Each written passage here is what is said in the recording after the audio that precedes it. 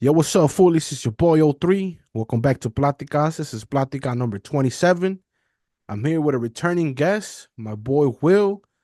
We're gonna catch up. If you want to see him tell his story, I think it's Platica number 19, where I originally had him here on the podcast to talk about his story, his roots, the time we met in college. So if you want to learn more about Will, go to that episode and then tune into this one right after if you want to continue hearing about his life in the US and in Denmark.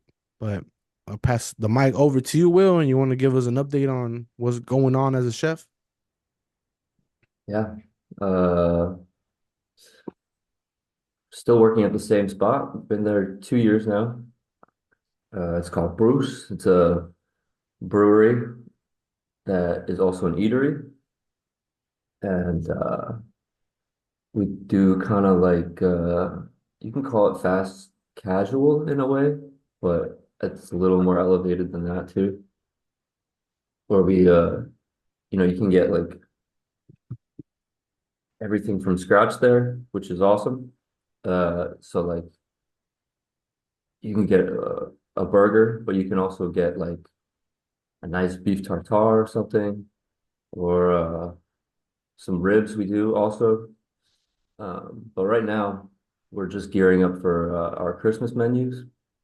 Christmas in Denmark is like a huge thing. Christmas has started now in Denmark, and it's November 10th. Like people go absolutely crazy for it. And a big thing is like the Christmas lunch and dinner menu, where you like go out with your friends or family to a restaurant and get like kind of traditional style Danish food, and everyone does it. So, and every restaurant should have, options for it. So right now we're still prepping and testing for our menu for that. Uh, but it's going good. I'm fucking loving my job right now because we get to experiment. We have a lot of freedom in the kitchen. Plus being here in Denmark, I always say this to anybody, it's like you have the most luxurious life as a cook because of just what's given to you, the work-life balance and everything. Like I work like around 52 hours a week, but that's in 4 days, which is so I'll work like 13 hours in 4 days. And I would rather do that than any like 5 day a week thing with weekends or, with 2 days split in the middle at some point because I usually get Sunday, Monday off and Thursday, which is like, I'm good with that. Having 3 days off in the week is super nice to be able to stay fresh and do things with people and myself and my Record wife. And episodes and shit. that's right, do this. Yeah. Be Uh, human. Yeah. But it's going good. It's going good. Yeah. what is take me behind the scenes of the kitchen because I have no idea how it goes, how it rolls Hmm. when and a team when a restaurant or a team puts together the menu, is it a combination of people? Is it one person? How does that go about? How do you go about that? Yeah. So, um, something that can just kind of like, well, it's mainly our head chef, Alex. Uh, he's really good at coming up with things in the on the for the menu and stuff. I'll do my part. Um, I'll come up with things here and there. Uh, but it's mainly like what's guiding you by like the seasons. So like what foods are in that. It's also thinking about what you want to eat in each season. You know, it's like, do you want to have a ceviche on in the dead of winter, or is that more of a summery kind of thing?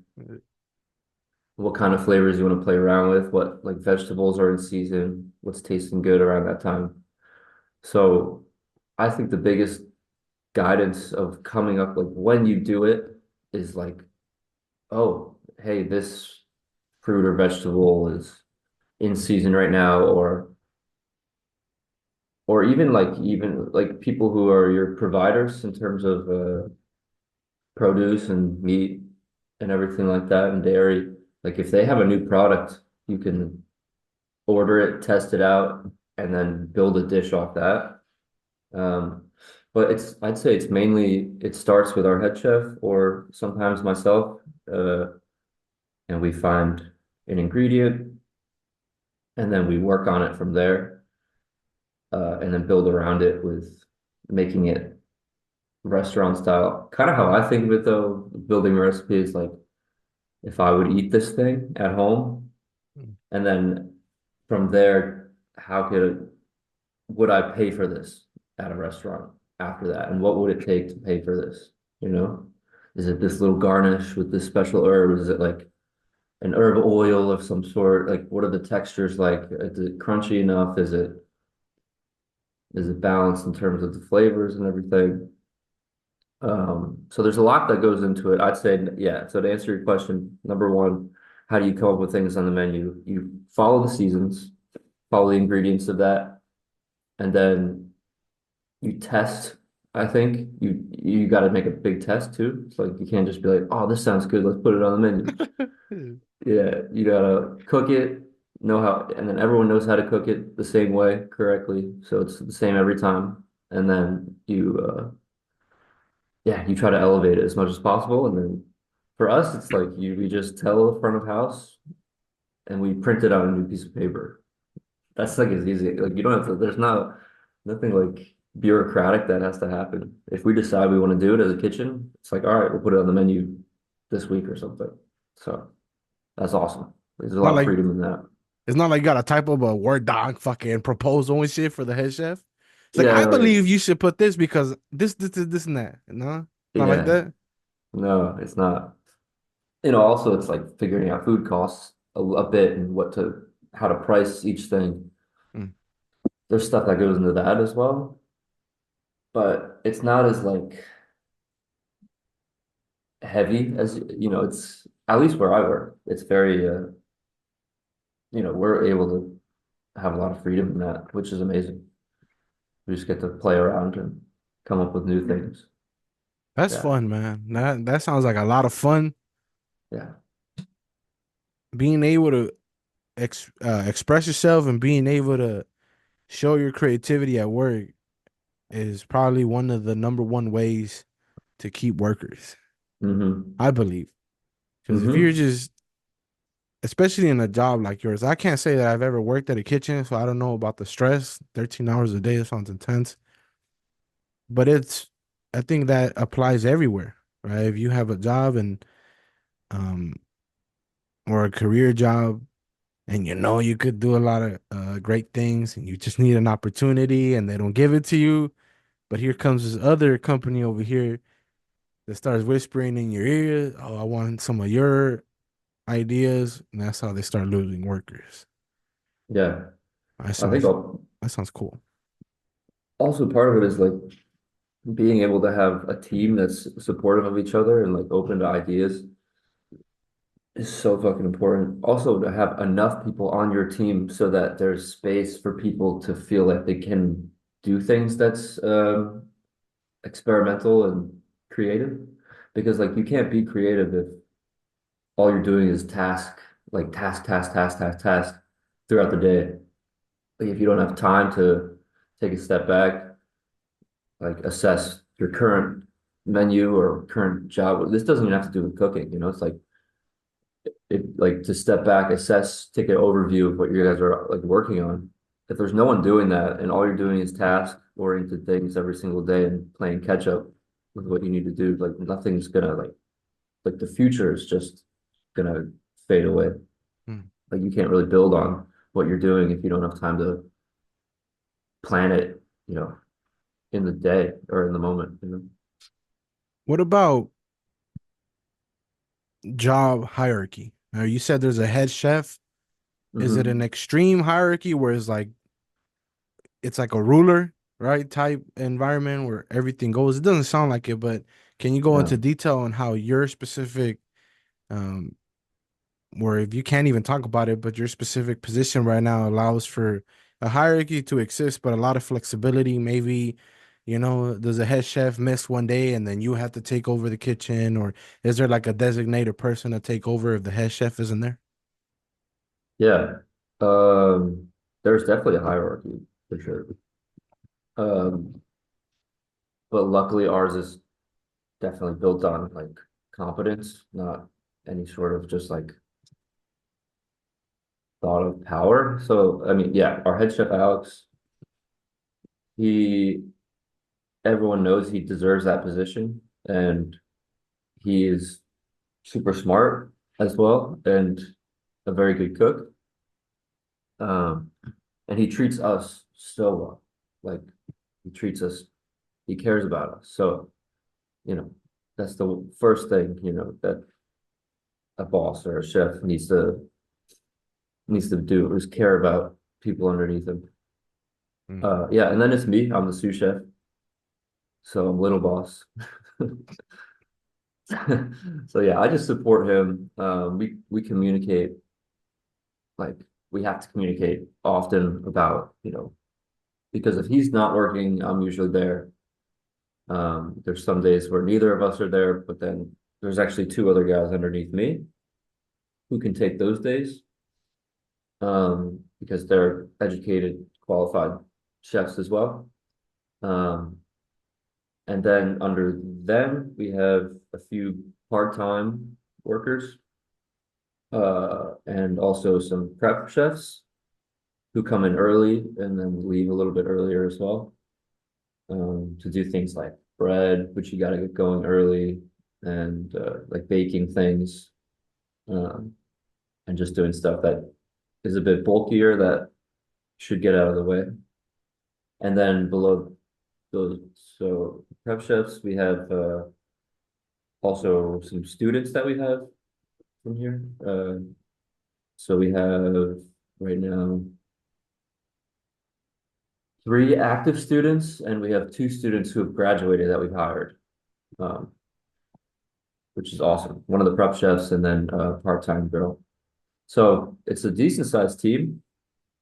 Um, I don't know, in all, it's like 12 or 13 of us, which is a nice squad. But, and then but in terms of hierarchy, it's like we I don't know, we all like each other. So it's like we're lucky for that too. And right now we have a really good team. So, and I think for the most part, we treat each other extremely well. And that hierarchy is also like built on knowledge too. So it's like, uh, I see myself as being pretty experienced.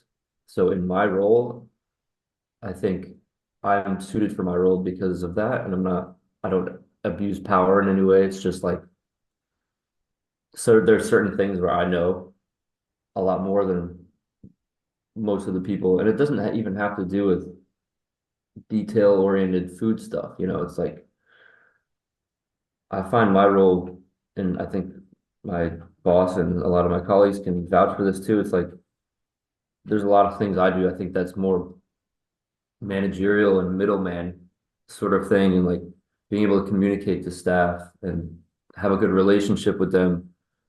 I think is just as important as knowing exactly how to do this specific like technique or something in the kitchen, because I think communication is a major technique that I think is lost in a lot of workplaces, and I think it's extremely valuable in terms of the health and overall heartbeat of whatever you're doing. Because people have to be like, if you're afraid to be dumb or ask a question or something, you're like nothing's gonna get done just because like I love when people ask me like the simplest little questions and I help them out and then it's done and then there's not that's it. We move on. Mm. As like just that open communication is so important. But I mean, it doesn't happen all the time, obviously. There's moments where it's like I don't know, not as not as free flowing, but for the most part, I don't know. I try to push on that as It much as happens possible. though. It happens in every unit or every it happens. It's bound to happen, Yeah. but at least you're aware of it and at least you understand the importance of communication. I remember when I was studying my marketing and branding books or that little era, like 2 years, I forgot what it was where I read, but there's a difference between a person who starts a business because they're a specialist, and there's a person who starts a business because they know how to run a business. So a Mm, specialist might know everything about this, for an example, plumbing. They can know everything about plumbing, but if they don't have communication skills or they don't know how to manage money, they decide to start their own business anyways, there's a higher chance that their business is going to fail as opposed to somebody who knows the work but also has the intangibles like communication, finance. They have a little bit mhm, of knowledge of marketing and sales and everything under under the list of what makes a great, entrepreneur, what makes a business succeed. Those lists, those types of categorizations and shit. I think it's the same way, dog. It's like communication. If you don't have it in the kitchen, woo, valió yeah, verga, you're dog, you're done. done, bro. Also, because like there's nowhere to hide in the kitchen too. It's like there's nowhere to hide if you're if you're not if you're not contributing, you know. You like go in the So freezer and they're like hiding in that shit, dog. Just, yeah, yeah, you can't. what the fuck? Nah, has it? I mean, has it? Have you ever seen some shit like that happen, dog? For Some like sure. Yeah, kitchen yeah. nightmares, Hell's Kitchen type shit. Yeah, back in even Jersey when I worked with this one guy, uh I worked with a couple of fucking pirates over there. Like this guy would just live off Red Bull and Oh shit! that's it. He wouldn't eat. Maybe Twack, I'd see him eat an just egg once in a while, just but twacked out of his mind, dog. yeah, he would just bring a case of Red Bull to Oh work hell and no! finish it. But he would get pissed off at little things. I remember he would like, it would be such small things too while he was working, and he'd freak out. And it was Slam just like, shit. yeah, yeah, yeah, exactly. Oh And it damn! was just, it was like, everyone was just looking at him like, what the fuck? Just What are the, tweaking out on the kid over some yeah. dumb shit. But they Uh, don't last long, those people. And that behavior doesn't last long. Doesn't happen where I'm working. And if it did, they'd be gone. So, as much as we admire Chef Ramsay, dog, nobody wants to work in an environment like that. Dog. no, that's crazy. Just But that imagine. dude is the real deal. Yeah. Yeah, fool, but just like imagine some fools just straight barking at you, dog, every moment of the day, dog. You're in the kitchen. For somebody bound to just straight, just straight swing on the Yeah. chef. But it's also like, I mean, I guess I've had a little bit of that. I mean, it wasn't barking, but it was like pushing hard. Like when I was in France, doing my, like when I was a student and I was doing like my internship at that Michelin spot. I had this guy, Lorenzo, who was like, I mean, now I consider him like a friend, but at the time I fucking hated him just because of how hard he was pushing me. Uh, but I don't know. I look at it like I kind of look at athletics. Like when I was like a student athlete for a while, and I look at cooking very similarly to that, where it's like you prep up for your game, but I mean, there's a game every night, pretty much, and like you prep for it. You have a team, you you have like a playbook, and then you execute, and it's intense, and you have to do the exact same things you're doing. Your adrenaline's up, and then hopefully you win at the end. And sometimes you don't win, you make mistakes, and shit happens. But uh, yeah, it's like I was getting pushed by this guy, and I hated it. But like, there's so many coaches I can think of growing up that I fucking hated. Now I look back, I'm like, damn, like it might have helped in the moment, like just to push me through like a tough situation or something. And I'm still here, so it's like I've gotten better maybe from it. Just some fool barking at your ear, dog. Use a bitch, dog. Use a straight Yeah. mark, fool. Just the whole time and shit. That'd be next Uh, level. I don't know if I don't think I have it in me for to do some shit like that. Just because it's like an everyday thing. There's no big payoff besides the no, check yeah. and shit. That's a Yeah, crazy way to live. That's yeah, that's crazy. intense. I remember growing up Usually. watching Hell's Kitchen as a kid. I was like, "There's no fucking way every kitchen is like this, right? There's no way, right? Like you think of that moms and pop spot around the corner that has a kitchen out there. There's no fucking way the boss is on some fucking grimy shit like that, right?" Yeah. And it made you think, and I mean, it drew ratings, and obviously he has a bunch of shows, but whatever's Chef Ramsay, different level of anger. Speaking of celebrities, have you ever had a celebrity pull up or an influencer? You know how it's big out here? And I mean, obviously in LA, it's like capital of influencer fucking central. It's Yeah. influencer central. There's always somebody new starting up a blog or a Instagram or a TikTok where they go around places and they review the food, which is dope because we had Yelp growing up, and now we have influencers. We Mhm. could sit here and talk about the negatives and the positives of influencer marketing society or whatever, but have you ever had something like that happen? Not really to my knowledge. I don't know. It's not as big here, the whole Mhm. influencer thing. Uh, Lucky you. but yeah, no, I know. But there's been I think we kind of get featured a lot and stuff.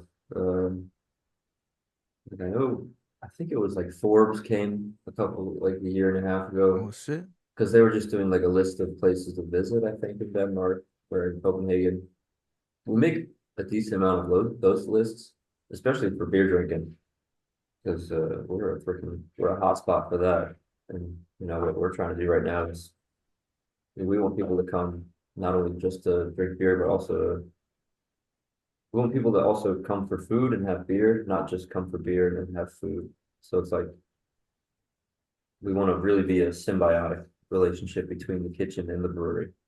But I don't know, we're featured in a lot of stuff. It's funny, Metallica came to play uh, at the stadium here, and on the website, it was like front page. It was like places to visit, like before the show or after the show, or like we were like number one on that list to Oh shit. go drink and eat at before the show, or like I don't know in the area, something to do. So that weekend of Metallica, we were fucking slammed, absolutely slammed. But I went to the show though on Friday night, on a Friday, not Friday, this Friday, but when they played over the summer, it was dope. Yeah, for you see and you hear about it everywhere, dog. Like everywhere you go, top five place in Los Angeles and LA's so big. You could have Yeah. like 50 influencers off of just one area. Like you have 50 influencers doing spots in East LA. You would have 50 influencers out here in South Central, Santa Monica. Like you have all these hot spots, Arts District. It's interesting that you say that. There's No, it's nothing not. similar like that because out here it's everywhere, dog. Like influencers are on commercials now. They're Mm, on billboards. Everybody has a podcast, ironically. mm-hmm. Everybody has a personal brand. I'm speaking, I'm part of that whole crowd too, because growing up in LA, you think big and you dream big, but it's you saying that, I kind of understand it because during Ohio, it was like, I mean, it was obviously different for us because, we were considered fucking mini celebrities on campus or whatever, but that was just a thousand whatever the fuck kids. Mm, Like, I wish, yeah, I want to have that experience to go to a place like Denmark where it's just chill, yeah. where it's just chill, No, no influencers popping up, no Keith Lee. What's that fool's name? The fool that be pulling up to every restaurant and like changing people's lives and shit. I You ever have heard no about this fool? idea. No. No, See, that's what I'm saying. Like you just know about these people like by memory too. Keith Lee. Yeah, I think that's his name. Yeah, he like goes to these like small moms and pop spots and he does a review, and the next thing you know, it blows up on TikTok. Now it has like That's right. from 100 customers a week to thousands and thousands of people because of one review that this guy did. Yeah. And it just like life changes like quick, quick. I've had multiple people say the same thing out here. Mm. It was like, I heard about this spot because of so and so, and you're like, who's that? Oh, it's an Instagrammer or it's a TikToker who reviews food. And I've Yeah. been to events where there's people like with their little GoPros and their vlogging kits and shit. I did it once or twice, but there's people who pull up with a whole production, and they're doing introductions to each other. Like, yo, what's up? Is la la la la la. I'm here at this night market. And I'm just like, you're in shock because you come out and when it was blowing up, it was still like brand new. And then you Yeah. would go back a couple weeks later, and it was a whole different influencer there. And you would go back a couple Mm. weeks later, and it was a whole different influencer. And it's just like, God damn, this is what we're about now. And there's Yeah. pros to it, obviously, because searching for food, there's so many spots out here. You kind of need a human Yeah. to review the spot. But when you pull up and you're trying to eat, and there's like a fucking production team in the next Yeah. booth It's crazy. over, like in the same restaurant, you kind of remind yourself like, damn, like, do we want this? Do we want normalcy? Makes you think. Hmm. Makes you think. Yeah. I don't know if I, because like, I don't, influencers are like, I feel like they don't really know exactly about each product. Like if they're doing a bunch of different products and they're showcasing so much different stuff, how much do they really know about like specifically each one? Like how well researched are they? It's Mm. like they're oh, I said my internet was unstable, but I think we're good. Um, yeah, I don't know. I feel like everything is just this great thing because they're getting paid for it or something, or just because I don't know. It's like an ad, Yeah, you I feel like know. at some point it's not for the product, it's just for the clout slash Mm. Yo, yeah, yeah. At some point, it might start with great intentions, but it's right. so easy to get caught up in the views and the likes and shit. Uh, I know uh, exactly how that feels like. You get that dopamine hit yeah. without knowing, and you're just feeling so high off of your own supply, you want it more, dog. And then it's like, oh, this worked last time. Let me continue to do this, and then that's how you lose yourself, and then you find yourself doing things that at the very beginning you would never thought you would forgive or you would let slide. I know I'm talking about from personal experience. So easy to get caught up, especially in LA. I like Especially in LA, dog. yeah, like Diddy.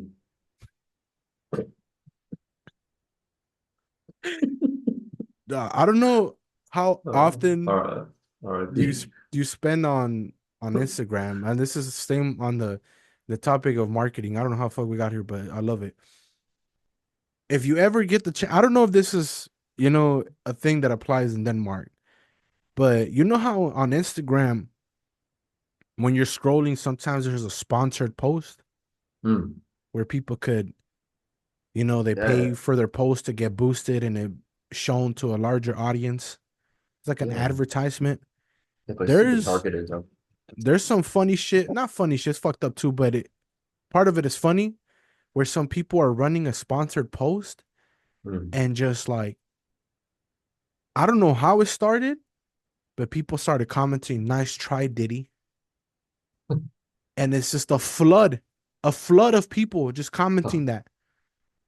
So it's almost like people are rebelling against Instagram and their Yeah, I think whole so. advertisement. They're so tired of people, paying for their posts to be seen by a lot of people that people started saying, now fuck that. And so they Hmm. take over the comment section of the video, and it's just like literally a flood of comments. Nice try, Diddy. Nice try, Super Diddy. Nice try, Diddy. Like it's just like a mountain of, and imagine being the fool that posts, right? And you spend $100 on your Instagram page, right? Just Hmm. for like a rapper, just for their song to be, promote it to different audiences, and you think you're getting comments like crazy, and then you open your Mm, app, and all the comments are just "nice try, Diddy." They have nothing. They provide no research. It's a waste of money. It yeah, almost kind of.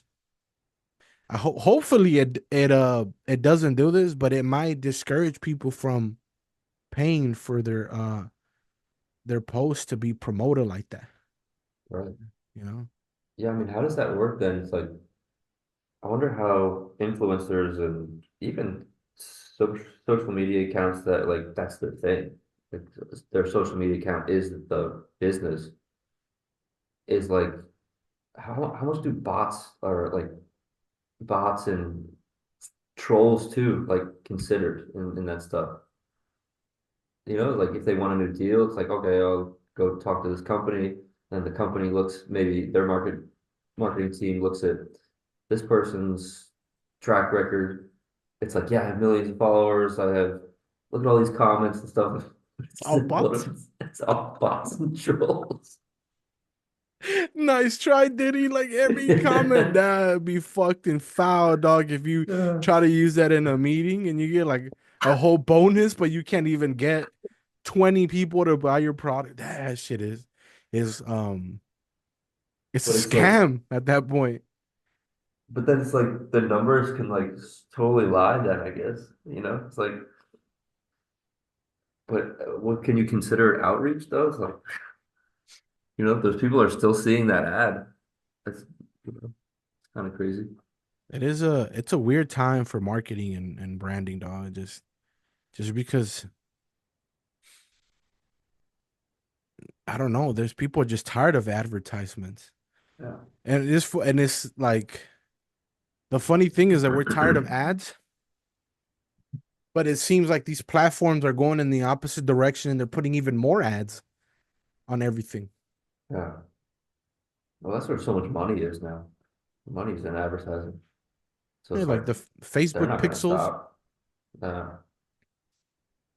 it's just all They're about the not. cookies. All about the cookies. Mm, They track the cookies like, oh, this will spend 20 minutes at Amazon looking at toothbrush. So the next time they go on Instagram, Instagram bought that information from Google or yeah. Amazon, whatever. And then now it's we're like, oh, this one needs to brush his teeth.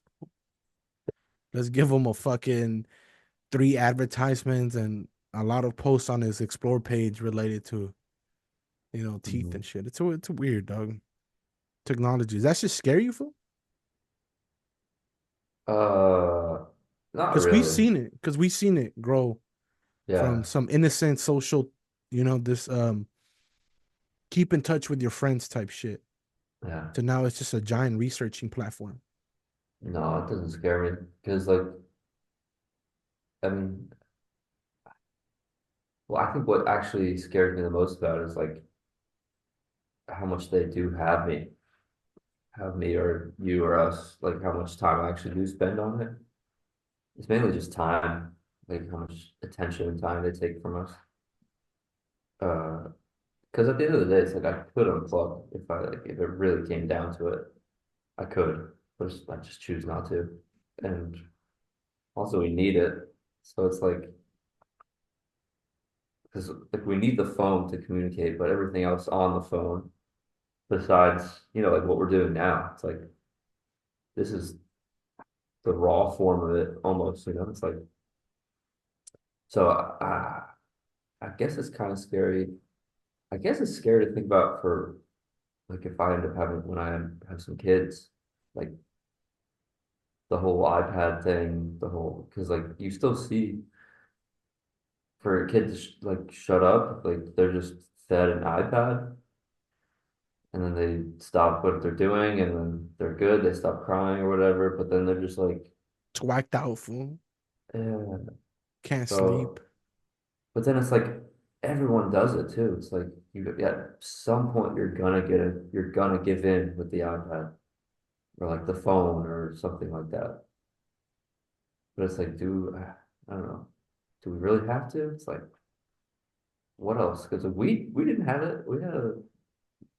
We ended up fine, and we didn't have the iPad.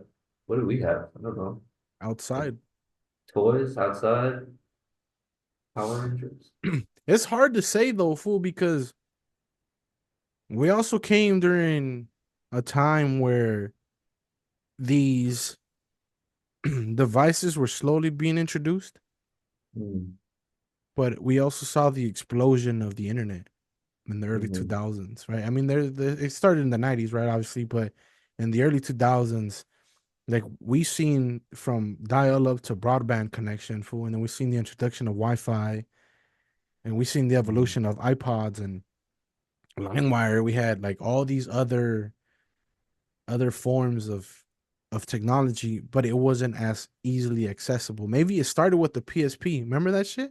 And the Yeah, DS, and the yeah. Nintendo, the Game Boy Color, the Game Boy whatever, and that hmm was like maybe the initial wave of kids being stuck to a device. It's a piece of hmm technology at the end of the day, right? But Yeah, this were games. Like it's different than scrolling endlessly on TikTok for 5, 6 hours because you yeah. can't sleep at 10 p.m. knowing you Right. have a fucking test the next day and shit. That's Or the a little craziest one. or a little kid that has to do reading, but he doesn't want to read because he rather watch fucking Roblox videos on YouTube and shit. Yeah. That's scary. I don't want to And read. I want to watch Roblox. yeah, that's crazy. The craziest thing is that it's like it hacks into our fucking like, biology. It's like if we were to choose, we wouldn't watch it all the time.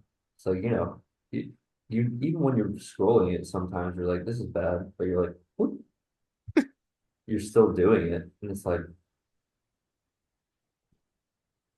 because it's like, I don't know, it's just your brain, the dopamine, just like, this is more valuable than anything else right now. This is good. So, yeah. I Fuck, think now I'm scared, man. I don't think about it a lot. If you don't think about it, you're not scared. I think about it all the time. I think about it all the ever since I did my social media detox last year. It Mm, lasted a couple months. Like I even went back because you know how on Instagram you can look at your archive and like stories that you posted, and I was like super active on Instagram. I'm talking about maxed out. I was the epitome of social media use to the next level, right? Because of I was trying to promote all kinds of shit. I was trying to be funny and everything. But when I did the detox, there's was 2 months.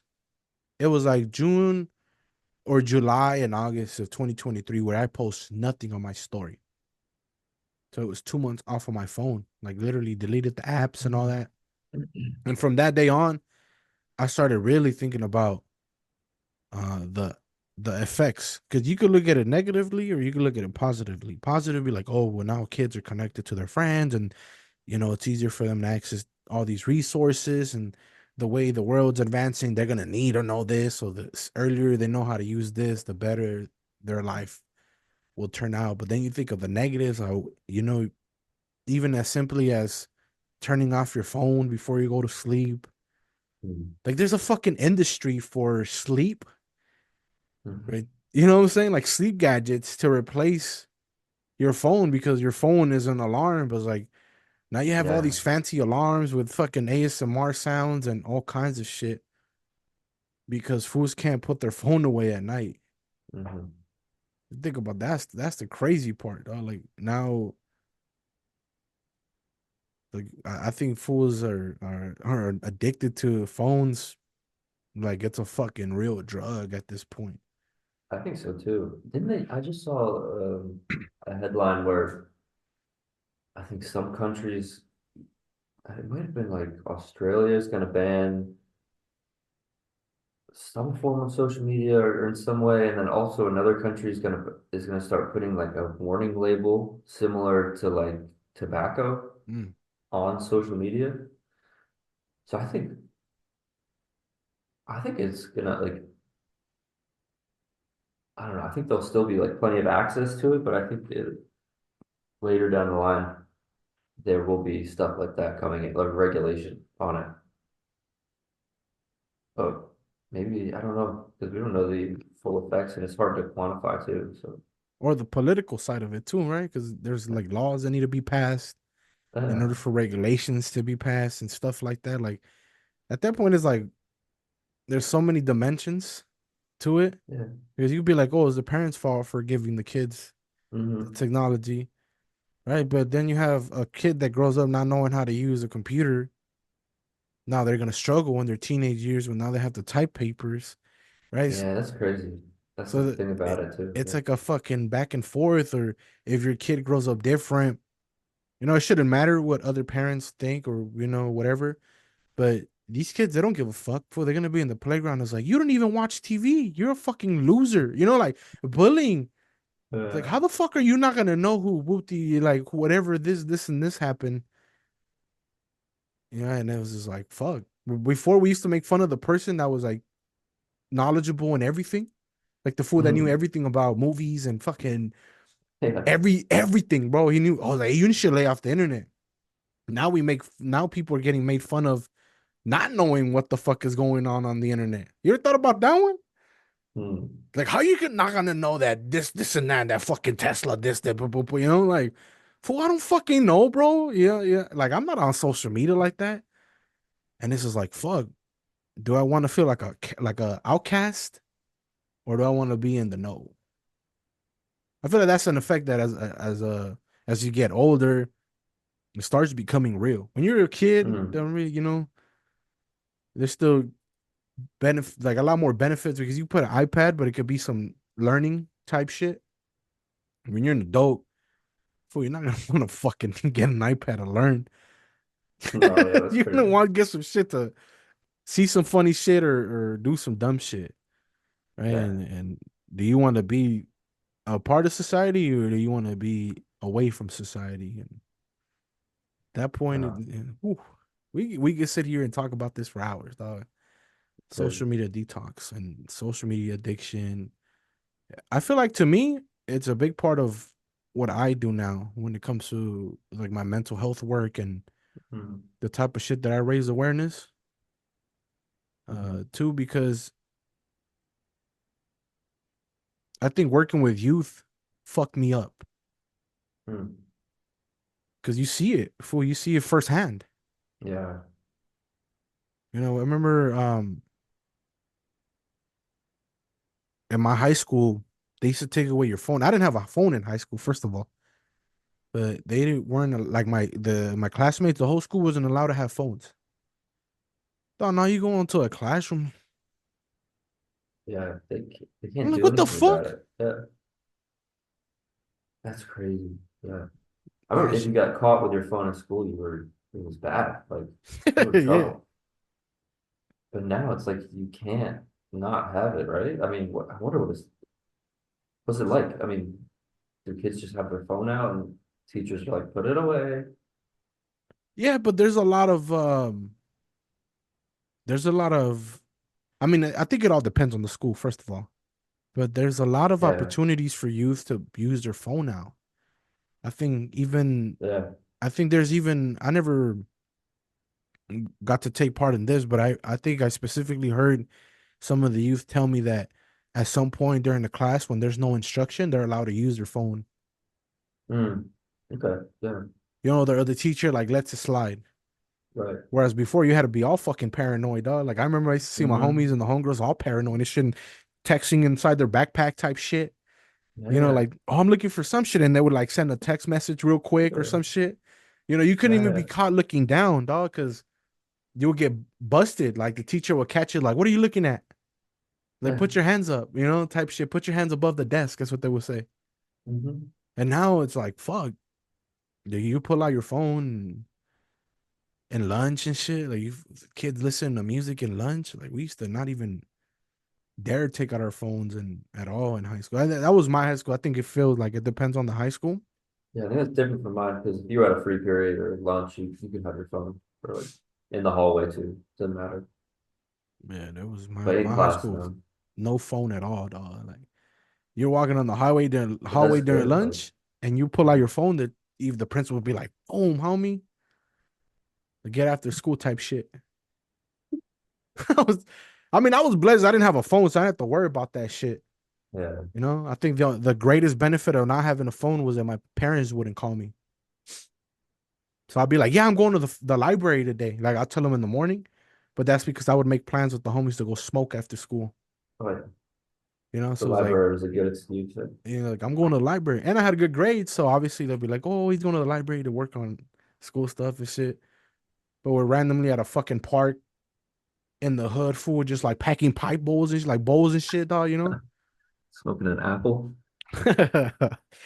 How we got off track so much, but Yeah, we this is did. why I It's honestly nice. for me I love It's the nice. second interview because the first one was dedicated to it was like almost chronological order. Now we could talk about anything and it would just still be considered your story, fool. At the end of the day, Yeah. this is still your story. This is what you think of nowadays. But to continue to learn more about how your life out there in Denmark is, because I'm still so curious about it. There's a lot of questions that I have about your job, but now like can you answer some questions about Denmark? Like you already talked about how Denmark like Christmas is so big. What is the Mm-hmm. what is life like during winter at Denmark? What Mm. is some of the cool things that exist in Denmark? You're like, damn, that'd be cool if Jersey or even the country would benefit from having, or maybe it's like some shit you like, oh, this reminds me of the US. Can you compare and contrast Mm. the two countries? Yeah.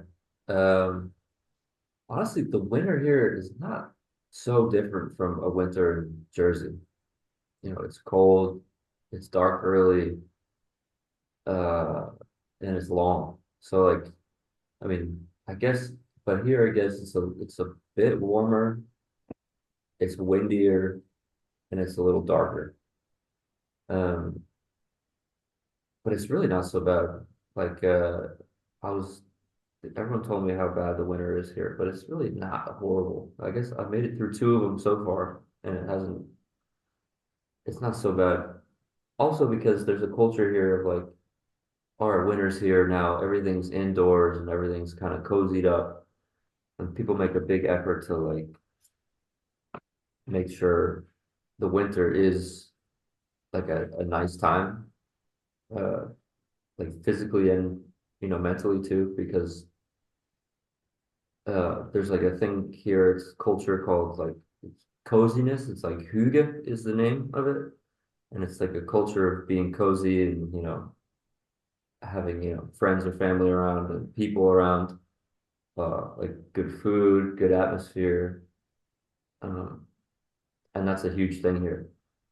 That businesses strive to have this cozy feeling, uh, spaces like public spaces as well, and then also just families and home, and it kind of goes along with like that Scandinavian minimal design of uh, just overall coziness in terms of colors and lighting and things like that, and kind of chill and relax, blankets and uh, so that's something I really like that I'm going to take back to the States eventually. That when we go there, it's like actually me and my wife were talking about it last night. It's like we should just always live minimally, you know. Like I don't want to have like people live very minimally here and don't kind of go outside of their means. Some people do, obviously, but for the most part, no. And like we don't need to have so much stuff in our place as long as it's functional, uh, and we have like enough things and it's it looks good, then we're solid. Except the kitchen though. We're gonna like max out our kitchen eventually. And just like have a pile of kitchen stuff. Um You like walk in, you have like one drawer, one couch, one something of everything, like two chairs, two super forks, two knives. super low key bed. Restroom isn't Yeah. even like packed with shit. Moment you turn into the kitchen, there's like a fucking whole different world. There's pans on pans on pans. There's like square Uh, pans and shit, like different fucking sizes and shapes yeah, and shit. that's right. I don't care where I sleep as long as I have a beautiful grill or something. The most But expensive no, dishwasher and shit. yeah, man. But Yeah, that's but something, the minimalism, I think, is something uh, to take back because we love stuff in the States. We love stuff and gadgets and buying shit and getting the new thing and it's fed to us on Amazon. Oh, it's a click away. Nice. I'll get that. We'll get a couple of those. Hey, you need one of these? Yeah, I'll just get you one. I'll order you one. I'll put it on the list. But it's like, I don't know. Here we try not to go overboard and that kind of stuff. Were you ever like So, that with um, anything? Like yeah, minimal with yeah. anything? Was I minimal with things or was I like the opposite? Were you the opposite? I don't know. I think I've been decently minimal. But I think other than I think it comes to maybe like clothes, but not like nice clothes, just like oh that t-shirt. Like I think like t-shirts and shit and like maybe like memorabilia type stuff I would kind of buy and you know I like merch maybe too. I like merch a lot. So that's something I'm not very minimal on. Maybe I have more now, but back in the day I used to rep everything I liked. Whether it was like a phone case or like a water bottle, like stickers and shit. Yeah, bro. You know, Sweatshirts, yeah. You like my Joey Badass phone case? yeah. Oh, look, I got this shit, my boy. You know, Yeah. I that's how was That's not a big thing here to that's one of my colleagues asked me the other day, he saw someone with like a college sweatshirt on, I guess that was here. It's like why do people have their colleges on their sweatshirts? Like what's the deal with that? oh, And I was fool, like they have no idea, dog. I was like fuck. I was like, so you can like represent your school. And they're like, yeah, but why? Why do you need to represent your school? I'm like, fuck. Uh, Makes you rethink your whole life, fool. that's exactly, yeah. So we like to be very representative of the States and very look at us. I'm not saying it's a bad thing though. I do think there's a good part of having pride and camaraderie in things you love. So, I don't look at it as a bad thing. I just look at it as different, you know, where it's a different culture and people think of it differently. Your wife Because like, catches you like throwing away your college hoodies and shit. Like, yeah, fuck, like you're reminiscing, like throwing shit in a trash bag and throwing away all your start, OWU shit. Imagine. yeah. And then I start dressing like you, just all black or just like all That's what I was all gonna gray. say. Like, if there's somebody that was the most minimal person, dog, that you ever Yeah, met, it was me. The only thing that I will go all out is for my office studio space, whatever you want to call yeah, it. Prison room, fucking rooms in college. bro, your rooms were Prison room. crazy. Nothing. Nothing. I had nothing in there, dog. It like scared me though in a way. I was like, because I think I've always had this like wanted to have like some coziness feeling and like things looking nice for myself and just comfort. Uh, because think about our rooms were so different. We, yeah, You had a lot of shit, fool. I had a lot of shit. Plus, Especially I could pack up my car and like bring everything here, but that junior year when you lived with Howie, dog, oh in yeah, Deserve. yeah, we That compiled room a was, lot of stuff. I mean, obviously it had to also do with the size of the room, but there was a lot of stuff when you would walk in, you know. Yeah, And then you would walk into my room as just the bed, the drawers under the bed, for the desk, the chair, a couch that I took from somebody, yeah, and my fucking 20 black shirts, full all color coded on some. I mean, obviously now I know that it's OCD, but back then it would be like all black, one random jacket or some shit, my button downs, and that was it. Didn't That was it. you had some posters though? Didn't you have that Dre poster or like Which something one? like that? I don't know, the one above you Nah, right there now. was my sophomore year. I had shirts hanging from the wall. Remember? I had that Lakers jersey and shit, Yeah, yeah, and I yeah, had some. It was a Mexican show called Chavo del Ocho, but it was printed that we got at Walmart. I was like, "Yo, this is some Mexican shit. I'm gonna get it." Boom, and I grabbed it, and I never wore it. And I just like had it hanging on a random ass hook that was in the room, and I was like, "That's me." You know, that's yeah. me. That's Were it. you? you don't have much when you start decorating your room with shirts because like when I was Shirts, bro. Shirts that I should have been wearing, but I was like, nah, I'd rather have them as like my fucking you're posters. like you're like, oh, that looks good, Oh man. yeah, you're a Kobe fan, bro? I was like, yeah, dog. Instead of having a poster of him. I was like, when I was living in France, I had fucking nothing in this room I had. And I just started hanging up shirts. Because I was like, all right, I gotta make this somewhat cozy, put something on the wall. And I was just I was hanging up shirts and sweatshirts and shit, jerseys. I think for me, rapping, my shit was all verbal. That's true. Yeah, you My I didn't. think my stamp, obviously, it was it was helpful to just have a fucking kind of like a uniform, but I Mhm. didn't need the posters. I think everybody just knew the kind Oh of yeah. vibe. You feel me? But I get it. I do get it. Fool, like raza food, like Mexican foods out here. Mm. The fucking the city stuff. I was like my city stuff. There's cultural groups. The Salvadorans that rep the Salvador, dog. Guatemalans gonna rep the Guatemalans, fool. Uh, It's like all cultural repping. Everybody's waving their flag. Obviously, it's LA. We have very territorial too. It's like, oh, now, fool, you're from this part of LA. Da da da da da. So it was all verbal. That's how I grew up. It was all verbal. mm. I think clothing was secondary. Obviously, Yeah. people out here don't never really went to college, so nobody was Mm. really rocking their color their college sweatshirts and shit like that. So like if you had a college sweatshirt out here in the hood, it'd be like, oh, this like you would know right away, you know, Mm. as opposed to when I was in OWU and everybody, fool, I swear, dog, like I get it that we were at a fucking OWU, dog, but I didn't have to see fucking 20 people rocking the same fucking shirt, the same gray shirt with red letters for across the chest Oh yeah. everywhere. I was like, I get it for where at OWU. I don't know. Yeah. That was my biggest thing. It was like why do you have to prove that you're from OWU if you're already here? Sure. Yeah. It's like Maybe what it's like we all didn't have so much clothes too. So like, fools got him for free and shit? yeah, we got it for free at some point, or our parents bought us when they came for family weekend, they got us a shirt.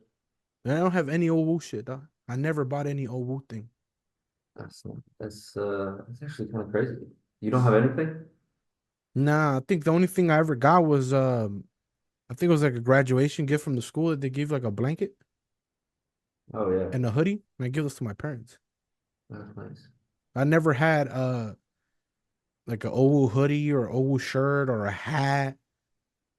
Um, The only thing I had was the fucking article, bro. I have the copy of the magazine where I came out. oh One yeah, time I was high as shit during the interview, fool, and all that. That was it. That's all I got. My only memory of OWU is the fucking magazine. I was looking at that picture of us from New York. Actually, that one. I think we're in Times Square or something, Oh, bro. and we're both just like Let's talk about this mugging. shit. Yeah, I and think I had the people don't OWU know. hat on, The people don't know about there was a beanie, right? the OWU beanie. Yeah. People I don't feel like know I've had about this so many story. OWU articles of clothing that are just gone now. I have one left. But yeah, that was a So great trip. I'll set it up and then you could talk about your own perspective. So there was a time where obviously I wasn't gonna go home for Thanksgiving. It was 2 years in a row that I went to Madison, New Jersey. I went with Will. The first time was dope. The second time, my senior year, there was I don't know how it came about. You could probably talk about this shit, but Will's like, yeah, we're gonna go to fucking New York on the what was this shit called? The Metro Link, whatever. I don't know the Metro, Just NJ the Transit. shuttle, whatever. It was out Uh, here we call it the Metro, right? mm, But Metro Link. But there was a shuttle that would take us from Madison, New Jersey, literally down the block, huh? Type hmm. shit to the fucking The heart of the downtown. city. Yeah. I was a fucking wreck inside, fool, because like, part of me wishes that I did this with my parents growing up. I wish Mm, like my family, like that was me with my family there. It was the kid in me, like as a hip hop head, obviously hip hop in New York. It's New York, so I'm feeling all kinds of shit, right? We get there, it's Was this your first crazy. time in New York? Ever, fool. Only time. Oh, First and only yeah. time. Damn. And I was just, I was so fucking like it was euphoric the moment we got off. Like even when we were on the way there, it didn't feel real. Yeah. It didn't feel real. I just felt it almost felt like I didn't belong, fool. Mm. Because it was like obviously we had the luxury that we didn't pay for it. Your Hmm. mom's blessed us and shit. Yeah. So it kind of that part of me still felt weird about accepting things like that. Mm. I feel like to Sure. me it was just enough that I was staying at the house. So I was feeling like a burden too. I was like, Okay. damn, like I'm intruding on my boy and his mom's time. Like maybe they had this shit planned months in advance, and then now they gotta bring fucking my big ass along. So I was feeling all kinds of shit before we get there. And it was crazy, and it was kind of like raining and shit, I and it's remember. fucking two random ass fools walking together, Yeah. and we took that picture in Times Square. Yeah. I'll never forget that shit, dog. I fucking love that picture. Crazy, dog. I was like, what the fuck? Because downtown LA doesn't look like that. No, New York's a different place, man. It's crazy. Like, like you feel the energy of it, like right when you get out. Yes. Like the energy is just something you can't really replicate anywhere else. And it's just such a,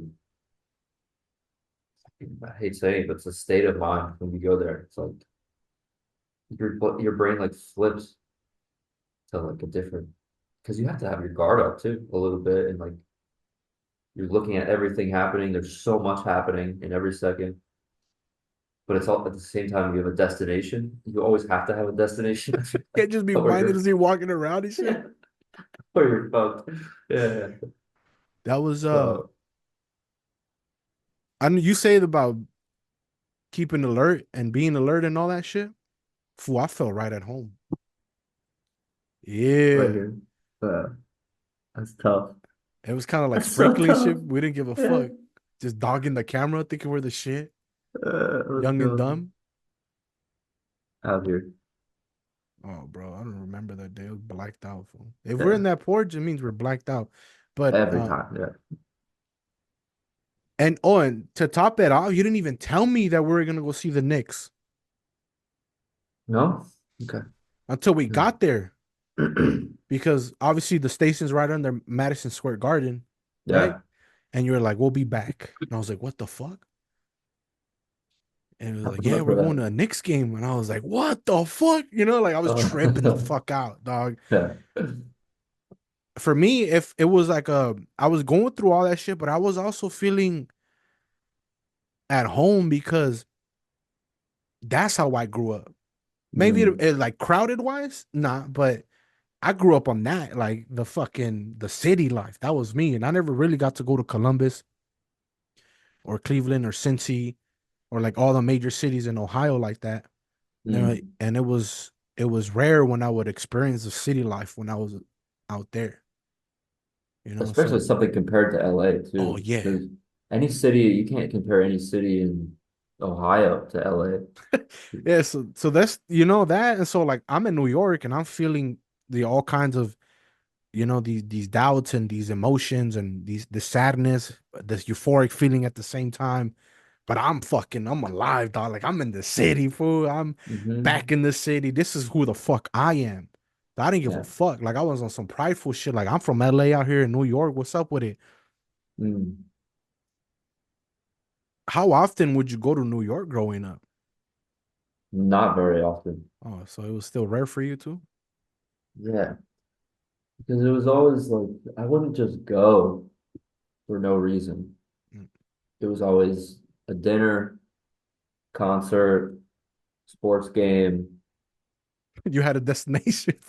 You have to, like, even, especially, like I never went just to go, or like I never even went to do tourist stuff either, like or sightsee or I always had. Well, maybe we did a couple times though when we had family or friends visiting us from like outside the area, and we take them to the city, show them around a little bit. But my mom and dad like lived there for so long too, so it's like it wasn't a tourist destination for them at all. It's like, oh, let's go to this specific spot we know for lunch or dinner, and then we'll dip out right away, right after. Um, because it's like I don't know, I guess they reached the point, like my dad reached the point where like he doesn't have to live in the city. He can have the comfort of living outside of the city and then also reap the benefits since we're so close. So it's like Mm. that's kind of how the life was. And I'm super fucking blessed to have that. Because like maybe life would have been way different if they stayed in there and I grew up in an apartment in fucking Brooklyn or Manhattan or something. Life would have been completely different. But no, we didn't go that often. We just went for banging food and then just got out. In and That's out like the type main shit, thing. dog. Go in, go Yeah. out real quick. It Best fucked me restaurant. up. No, go Yeah. ahead, go ahead. The best restaurant in my whole life is called Wu Yi. It's this Chinese restaurant that was placed by the Chinese embassy like in the 80s. So like the Republic of China put this place there. And I don't know if it's still owned by them or if it's privately owned now, but it's still there. You know, we still my family still goes there like every year. Banging food. Anyone in New York, go to Wu Yi. It's Wulangi. by Rockefeller Center. I forget which street, but Wu, yeah, W-U Lang, Langy, Wu Yi. Yeah. Do you feel like going to all these nice ass restaurants and these dope restaurants kind of plant that little seed in your head growing up too when you would go? 100%. I ate every type of food growing up, any cuisine. My dad would show me, like, because that was his favorite thing to do is just go to restaurants with his friends and like try out new spots and stuff. And that's, yeah, we love to eat good, our family, at home, at Yeah. restaurants. It's like our favorite thing. So, and it's also, you gain knowledge by trying different foods. Same thing with travel. It's like another form of knowledge and education. Like if you get the opportunity to travel, like it's an opportunity to learn something. Same with trying a new restaurant. Even if it's good or bad, it's like, oh, I know how this tastes bad, so you can learn from that. Or this tastes good, like fuck. Now Mm. I know what this tastes like. So it's like, yeah, always learn. You learned You know. learning as a kid and you didn't even know, dog. Yeah, And you didn't even I know. guess. But I'll tell you, if there was a specific Uh, moment when we were taking that picture where we were there, literally at the dead center of Times Square, there was a moment, and I didn't say this shit back then because it was like it was in the right time. But I remember years later, I remember about the shit. I saw a family there. It was a Latino family. I'm not gonna call them mm, Mexican because I don't even know. But there's a Latino family there taking a picture as a unit. mm, And at that moment, like it fucked me up because I never got to do that with my parents. My parents mm, never took us to places like that. And we were never that family that would go to these new places because obviously we didn't have money, mhm, and my parents, when you grow up, not knowing the language and not being from the country and, with the whole immigration stuff looming over your head all the time, it's almost like we have to stay in the bubble. We never mm, got to experience outside of the bubble. So that was like, it was cool because I got to experience all these moments outside of the bubble, even outside of the OWU bubble. But to me, mm. that specific trip, that one and the one when I went to Milwaukee were like my favorites because, You visited Perkio? yeah, when I wanted to go Perkio, dog, and Uh, yeah, like they all resulted in me going to NBA games and shit and all that. uh, But it was like that Milwaukee shit.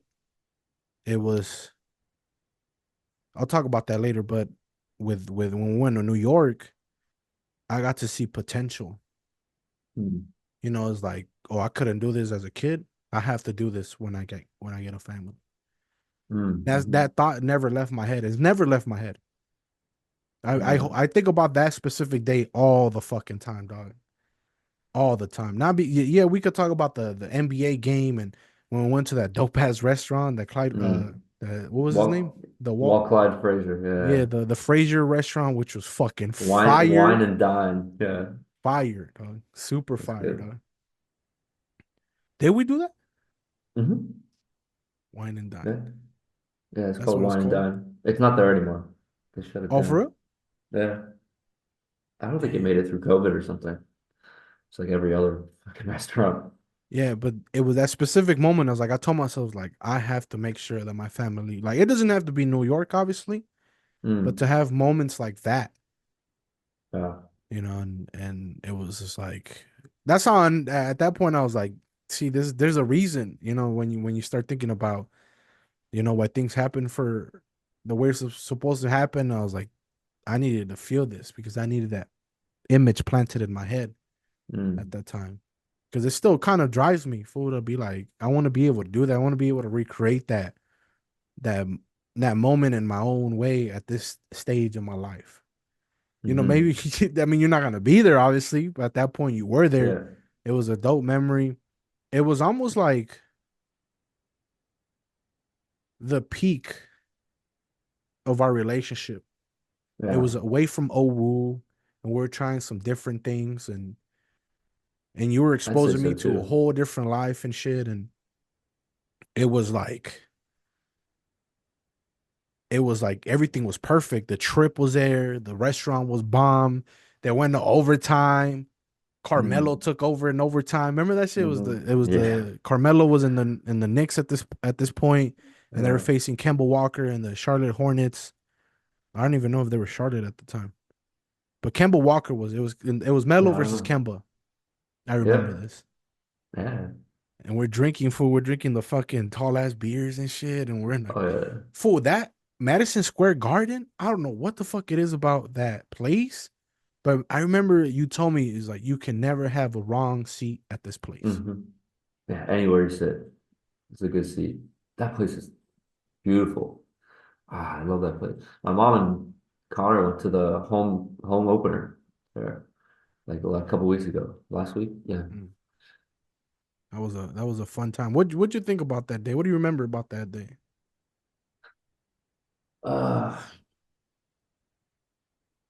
I think it's not as, I mean, obviously we had a great time and it was fun. And I'm showing you around and showing you things I've done and like to do. It was it was dope. But I don't think it made as much as impact on me than you, It's like because I've done that a Mm. couple times and I wouldn't go to Knicks games all the time, but maybe once a year I would go to a Knicks game. And but I think it's funny to like things that you've become accustomed to, then someone else does it and they're just like in a, you know, they're interested in it. I think Yeah, it's important. I think it's important to do that kind of shit. Even like just to show people around, to show people what you do, especially if someone's open to wanting to accept what you're doing too. So it's like, I don't know. I think it was definitely peak in our relationship for sure. Because because we were just, we knew the end of my time there was a semester away. It was the oh yeah. holidays. It was the final time that I was gonna be in Madison. Hmm. It was eventful. 2 years, literally 2 years. It was always a moment. We could go Yeah. moment for moment, but that was like the moment. That Yeah. and we went to go see a rival, but that was like the year prior to that, right? Or was Oh it the yeah, same true. year? I think it might have been the year before. Might have been, huh? Yeah. But man, that's crazy to think that like we didn't spend that much fucking time together. It's like it was almost like a ticking time bomb, and we I, knew it. It's crazy. I think it was a combination of a lot of things. I think, and I forgot who told me this, but they said it was a lot of the moments when I was there. It was special because like you said, it was routine for a lot of you fools. But Mm-hmm. they said we used to see. They used to be like, I used to look at you, dog, and you used to be like quiet or like smiling like nonstop. because for me it was all fucking brand new, dog. Like it was Mm. the next level. I never saw myself doing some shit like this. But Mm. every day, dog, like every day, dog, but every time I would have a moment like that, it would make me sad. Hmm. It would make me fucking like tear up at night Yeah. because like I just wish I got to, live through that with my fucking family fool. Yeah. But You think it about your was family and they're still not doing the things you're doing yeah, like and they all never every will. day. Yeah. They Yeah. never will. They never get to have that experience at early 20s out in the fucking world doing some next level shit. Not even just my family, like my homies. Like I would try to tell these stories to my homies, and it was just like there's stories, but there's a difference when you know what what you're talking about. Like I could have a story with my homies like, hey, for yeah, I was drinking a 40, but where it is, this and that, and they'll get Mm. that. Yeah. They won't understand a lot of these events, major events for me that happened to me at that time. I've always wanted to ask you about that day because we've talked about it and it's a memory, but I think it's a years core later, memory, like, reflecting on it, it was different. It was way different. yeah. I think for me, it's just a core loving memory of an amazing day That and shit was evening we crazy. had. Yeah. That's pretty That much. picture, that picture, it was like I remember when we posted it Perfect. on Instagram. It was Yeah. perfect, dog. It Perfect. That is. shit was it, dog. O3 and Willie, boom, right there. Fucking New York, dog. Like what the fuck? Like I remember, I have my old iPhone with like a lot of my college pictures and days, and, Oh and yeah. that picture's there, and I'm like, fuck, like what a fuck. It just every time I look at that phone, it just like makes me want to reach out to one of you, especially you. But I know the Yeah. time difference is on some next level shit, so it's I weird. know. And I was like, nah, I gotta get Willie on the pod as much as I can because this was never gonna this was never gonna reach out to me. I'm never gonna reach out to him. That's the thing. Yeah. Imagine you trying to fucking do this fool and it's like 3 p.m. over there. What time is it over here? Fucking 7 in the morning? For me, Some shit like that, right? What is it's it's 10 now. 12:57. Yeah, 10. I So it's mean, 8 hours? 8 hour difference? I think it's 9, 9 hour right? difference Because I'm 6 from New York, 6 hours. I'm 6 hours ahead of New York, and then you're 3 hours behind me, behind New right? York. Yeah. Yeah, that shit, That's that something. moment, that moment, and then when we go see Arrival, Arrival became my favorite movie of all time after that day Oh, we saw it in that's like theaters. one of my favorite movies of all time. I think it's like every time I watch it, I cry. Remember it was like empty Yeah, it was at just the us theater, in the and it was just theater. us in the theater in the back, for just like chilling, Yeah. relax, kicking back, like putting our fucking hands on the other seat, like all Mm. invested. I Your remember the feet whole up. time. Yeah, the whole time we're waiting for I mean, I don't want to spoil the movie, never mind. But I remember the whole time we're waiting for the typical alien movie to appear, and it never did, and we're just like we leave. We're like, what the fuck did we just watch? Yeah, that movie was different. That's a fucking good movie. I might watch that. I might watch it today. For I don't give a Yeah. fuck. I just have That, to do it. It became my favorite movie, but then years later, when I started, going within and realizing like I was born to be a communicator, and it's like you see that movie, and then you're just like, mm, well, that's why you like it so much. boom, you get me, you get what I'm saying? I was like, oh, fool, like Uh, it all makes fucking sense and shit.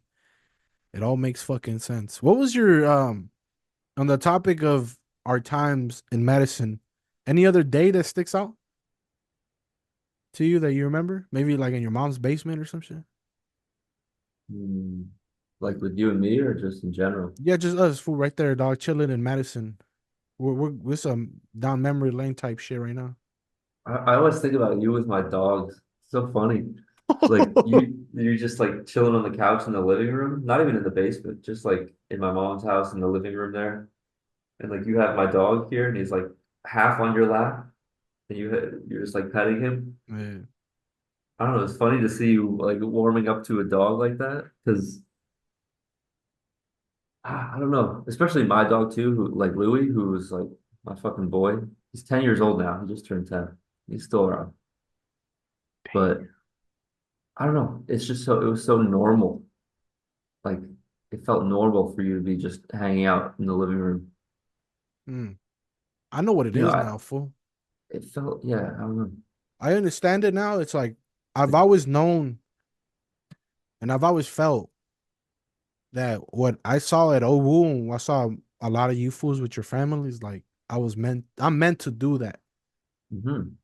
to Yeah. do different than what I'm used to and then what everybody I know out here is used to. And it's fucked up to say it out loud, but it's the reality, fool, because nobody out here has pets where you pull up to the couch with your peoples.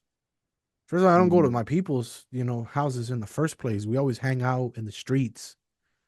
It's rare for me to go to Yeah. somebody's house and have their dog be right there or their fucking cat. I used to love that shit, dog. When I used to go to Hmm. somebody's house and they had a cat or a dog, because out here everybody has fucking, fucking chihuahuas and cats and large fucking Hmm. fighting dogs, food, just like guard dogs. Mm. Nobody has a pet, like a No. pet you have inside. Like I always wanted to be around pets to see a dog inside the fucking house. You know what I'm saying? And I got to see it all the time over there. So that Yeah. little kid in me for would come out like all the fucking time out there. If you saw, I think that's what the majority of you guys saw was my inner child. Like every fucking every day. That's why I was all so animated and shit because I didn't know how to contain that excitement. What youths would see as normal, to me it was Mm. a fucking adventure, dog. Every fucking day. That shit was funny. That shit was funny. Um, That the case race. Ooh, remember that shit? yeah. Oh, was Wilmo there? Yeah, right. Yeah, it was me. It was me and Wilmo versus you and Probably Neil was there. I don't know. nah, it was just the four of us. Joe, maybe. Nah, I think it was Adam. Oh, okay. Yeah. Yeah. Yeah. That day was fucked up. I fell down your stairs, remember? That's crazy. Yeah. I hit Was my my mom fucking home or what? nah, fool. I don't even know what All the right. fuck we're going up. I remember I hit my head, dog. Like my head bounced off the ground and shit, but I was so drunk that nothing happened. Oh, I'm pretty sure, dog. Like if I wasn't drunk, if I was sober, like that would have fucked my head up. oh man. Cause I remember I woke up and I was like, I think I had a concussion, but I was so drunk Yeah. that it just like stopped right there and there. The alcohol was like, nah, chill, buddy. Like Uh, you're good. I think I remember that now. Yeah. Because those steps were so dangerous going down the basement there.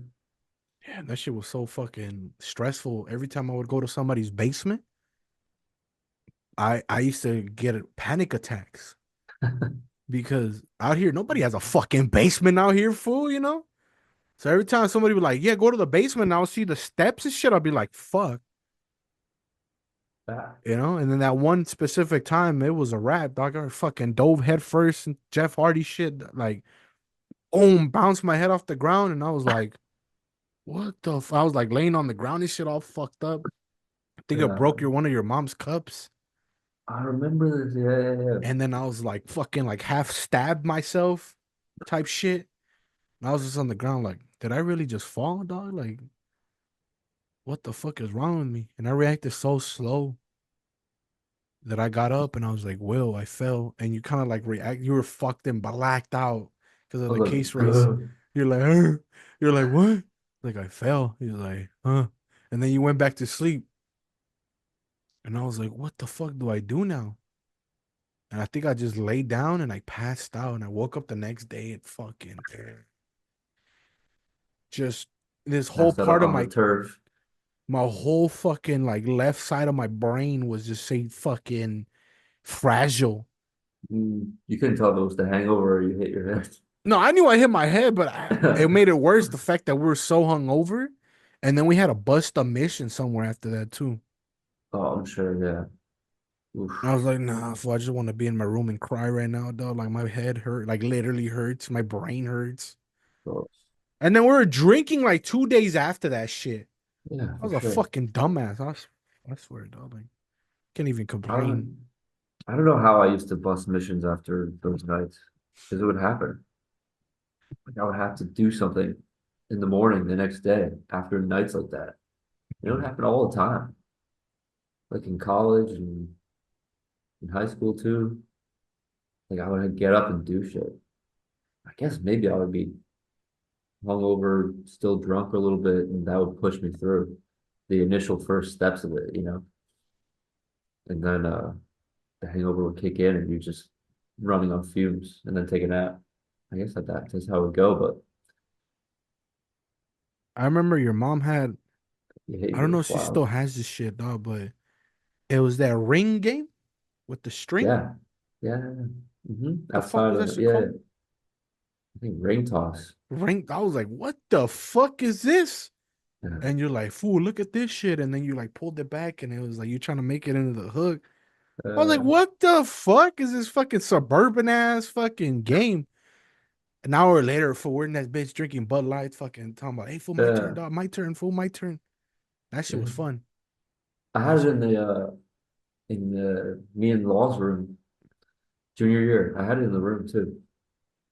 Oh, you did? Yeah, I remember this, But I dog. think I didn't have it first semester. I brought it back second semester. I remember this now, Yeah, because dog. we kept playing it, and then I was like, Yeah. I'm just gonna bring this back. I remember like seeing that shit. I'm telling you, this was another one of those moments where it was just like telling you for me out there, it was a adventure after adventure. It was a moment after I think that's why I burnt out so much when I came back. Because every day was just dopamine spike, Mm, dopamine spike, different, different, different. Little shit like that would make me feel like a little kid, like a fucking ring toss game. Who the fuck? You know what I'm saying? Like, when did you get that? When you were a little kid? no, I got that like when I was maybe 17, 18. So you already had years of, whatever Yeah, you sure. felt at Right, 17, 18 is what right. I was feeling at 22 or 21 going into 22. That moment, I was like, this shit is fun as fuck. Yeah, I was like, but imagine the homies see me playing some shit like this. Imagine the homies see me playing cornhole. you'd be done. I'd be roasted. Be It would out. be a rap. Uh, It'd be a fucking rap.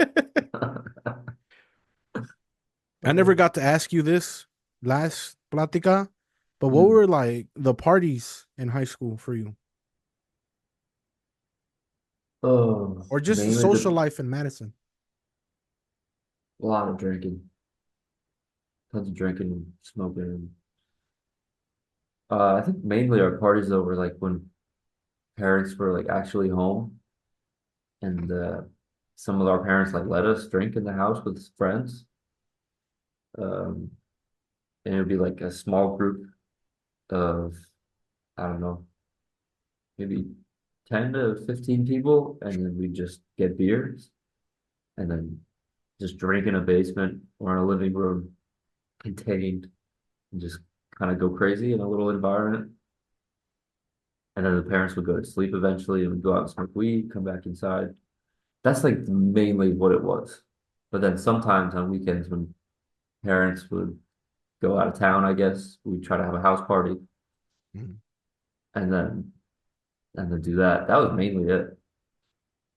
House parties, all house parties, pretty much. Um, and then besides that, just chilling at houses too. That's all it was. It's like going from house to house. It was rarely like public chills, like outside. Although, sometimes you had to get sketchy if you wanted to smoke or something.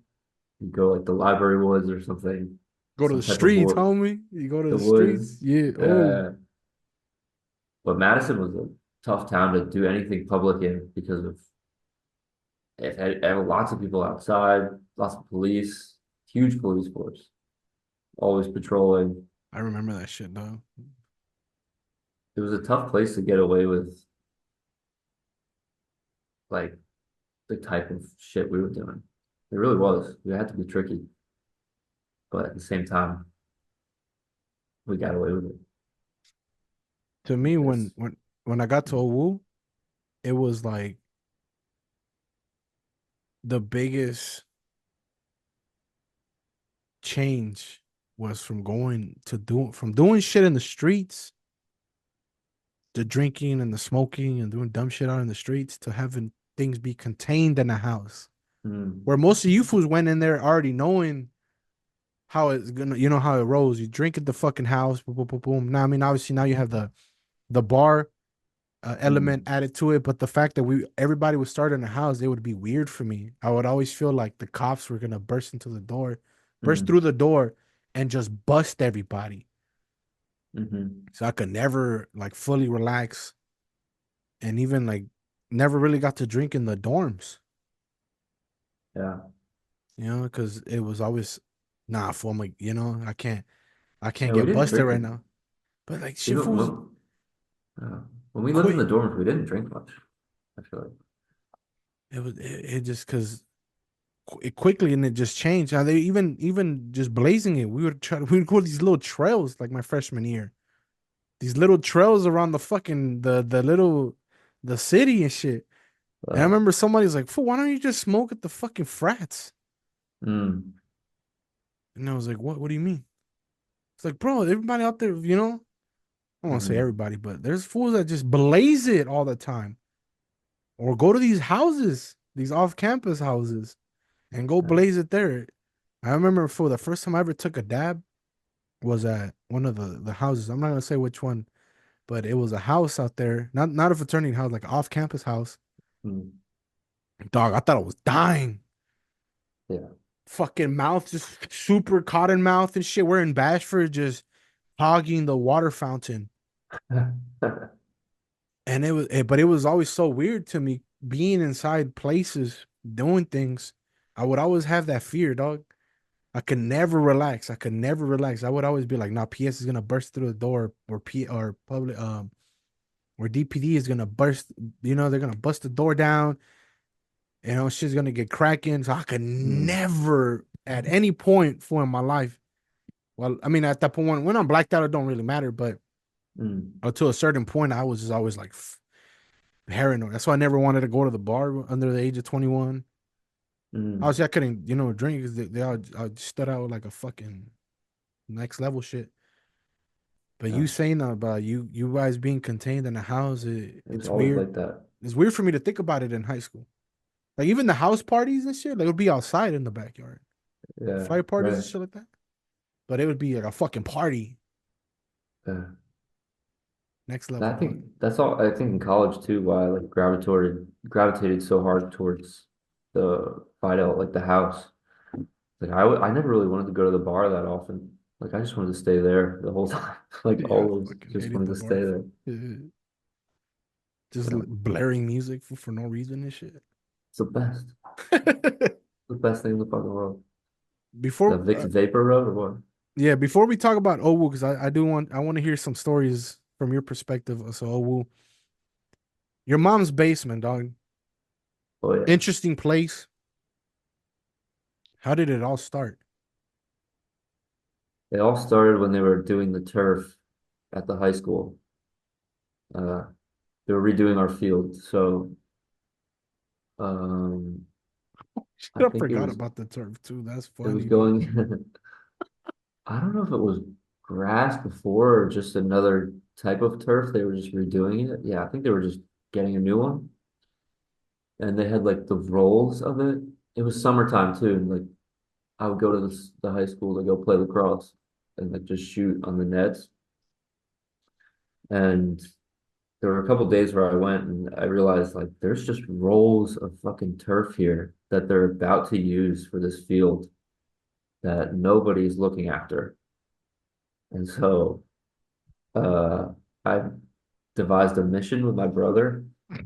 Uh, and we one night we went to the high school and then like stuffed the whole roll of turf like without the beads or the pellets or anything into the Jeep and like Oh drove shit. off with a roll of turf. And I think and the basement was like pretty bare bones. It's unfinished.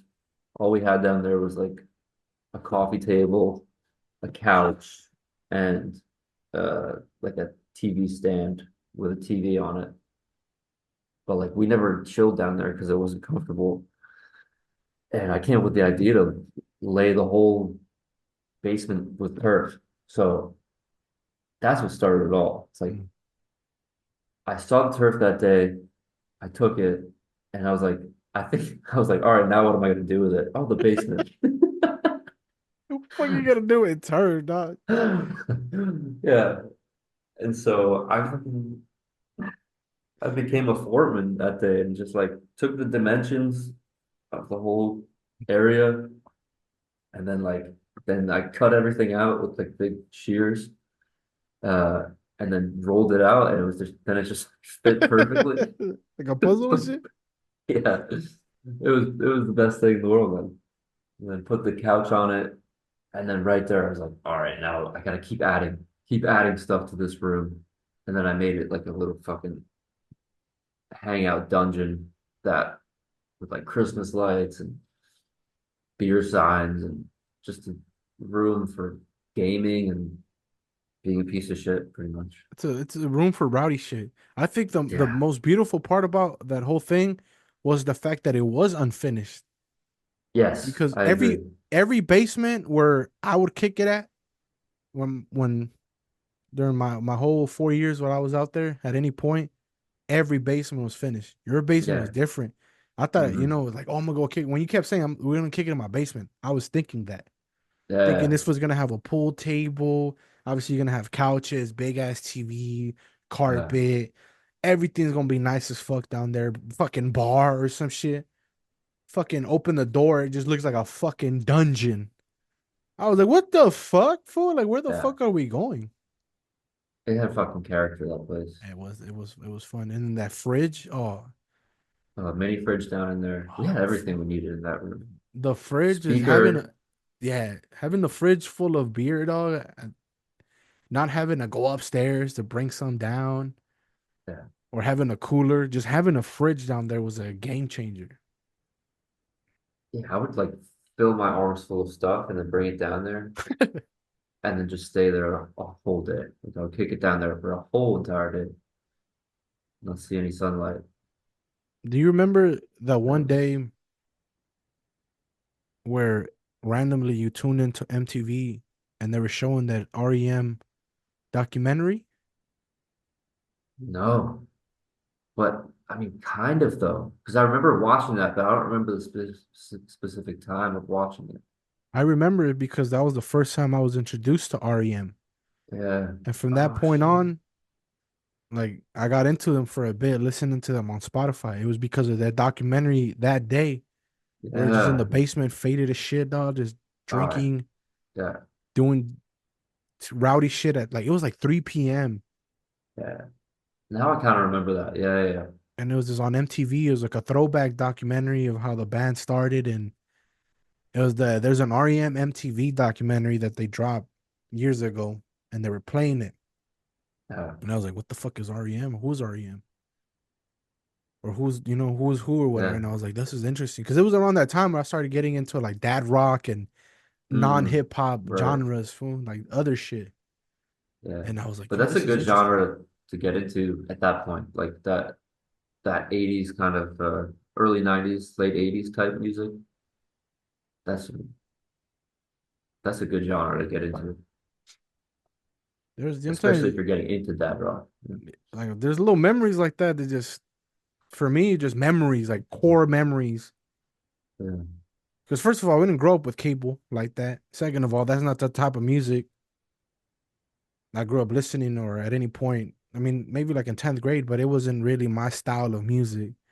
So a memory for me like that was very impactful. Cause you listen to one artist, then at that point Spotify is their algorithm is getting better. So now they're promoting other artists. You know how like you go also look up fans also Mm, like on Spotify and they give you like hmm. related artists and shit. Like I started getting into a whole different genre. You go down the fucking rabbit hole and you're just like, what the fuck? And it started Mm. off of a fucking documentary in your mom's basement. It was funny. Yeah. I always think about that day. That couch was comfortable. It was That was a hell of a time, man. It was an era. it was an era fool. Uh, But I wanna hear some OWU stories because we said we were gonna do this in the previous Platica. We'll spend the next whatever amount of time. But three OWU stories that you would love to share, dog. Three. All right. I don't even have to be a Uh, part of it. Like things that you remember specifically, you would love. yeah. Well, I guess this is a pretty early. Uh, hmm. Yeah. I didn't really prep so much for this question just because I thought it would come to me right away. But I feel like we've talked about so many of them. So it's like, I'll give you I don't one. know. What else? Yeah. I'll give you one that you'll remember. You'll remember it differently. The day Ohio State University won the national championship. Oh, yeah. I didn't give a fuck. But we're passing tequila, dog. Uh, That's that was that day. Yeah. See, that's crazy. Yeah, because that day I, I never think of Ohio State championship. I just think of the first day I like visited, or like I one of the first days I went over to find out and On a visited. Monday. Yeah, because I don't know, I didn't have college football on my radar. I didn't have anything. Like everyone there was watching that game, and that was it. That was what everyone was doing. But I was like, I'm going over to a fraternity house. So like we'd already met, right? Yeah. I think Yeah. we had Yeah. This met was and this was chilled before. Yeah. this was like a couple months after Yeah. the the Joey Badass Day. Yeah. Right. And then I went over there. I was like, I'm gonna meet a couple people that I have met before. And I don't know, it's gonna be chill. I'll just go see what's up. I wasn't going to see the Ohio State game, which is so crazy. It's like I'm gonna go chill with some people at this fraternity house. And we'll see what it's gonna be like. And the Yeah. national championship game is always in January, right? Yeah. I'm like Yeah. early year, and it was the beginning of the semester, and you had already started coming around to the house, Yeah. but not really Because like that. not much. I think that was like right before I really started. Because after that, I started kicking it with you and then also Devon and Bo in their room a lot, like before pledging and shit. But I think that day is what like really kicked it off though, because it was like daytime, there was light out, I remember when I came. And I remember I was late too, and I walked in like everyone like bad people in there. And I showed up and like you were all the way across the room by the piano. In my corner, And yeah. And everyone was there. And I was like, what's up? What's up? Hey. And then you go, hey, anybody want a shot of tequila? yeah, I I was like, remember this shit. Got so fucked up that day, dog. Salsa, salsa was uh, fucking clutch ass tequila. It was cheap, oh, blacked out all the time. That was a fucking. oh, yeah, bro. But that I was so fun. all I Fuck. remember, nobody Oh, wanted a shot, bro. Nobody wanted a shot. I was asking so many, hey, you want a tequila shot? I wanted to drink with somebody. yeah, And then you were like, oh, I'll take a tequila shot. And it was like, what the fuck? This fool right here again. This fool again. yeah. And I was like, yeah, this is it. Yeah, I was the same way. I was like, who gives a fuck? Fuck cares about OSU? The only Although reason now I care. Yeah. the only reason I wanted them to win every year because it was like I want to feel this moment again and again and Mm, again on a Monday. It was a or even I don't even know what these events were called, but they were the rush events, underground rush yeah, events. rush events. Yeah. We'll invite you to the house. We're not gonna call it a rush event, but it's a recruiting. It's time for it. We recruit the new members type shit. Uh, Fucking Edward 40. Those were that was kind of in that same ballpark. Uh, That moment. What about we kind of talked a little bit about sports and your sports and mm, in high school and how you mm, got to OWU, but what was like being what was your life like when you were playing lacrosse? Because I don't fucking know any. First, I don't know shit about lacrosse. I never yeah. got to experience the sports, the athletic life. What was your life like when you were at OWU when you were into it? Um, yeah, I was like really into it. until like I was even at OWU and I started like I don't know, I started falling out of the game when I was like realizing like my knee still wasn't better after like so fucking long. And then I don't know, I also think I didn't embrace the difficulty of like the challenge of coming back from it. And I kind of it was a combination of being hurt and then also not I could have probably pushed through it and played, but at the same time, looking back, I'm like, thank God, I'm glad I didn't. Just because my body, I don't think should have taken it. But I was recovering when I was at OWU. I was still recovering from my knee injury I had the previous year. Uh, but I was still doing everything. I was cleared to play, and I was practicing. I was still rehabbing, but I was doing the fitness tests with everybody, like everything. Uh, and I don't know. I got to a point though where like my knee was killing me. Even though I was cleared to play, I had no injury. It was like this thing hurts, and then I feel a lot slower. I'm wearing this big brace. It didn't feel good, uh, and I don't know. I felt like it wasn't for me, and that I just couldn't keep going. It might have been a moment of quitting, but at the same time, I like looking back, I'm like, that's okay. It's like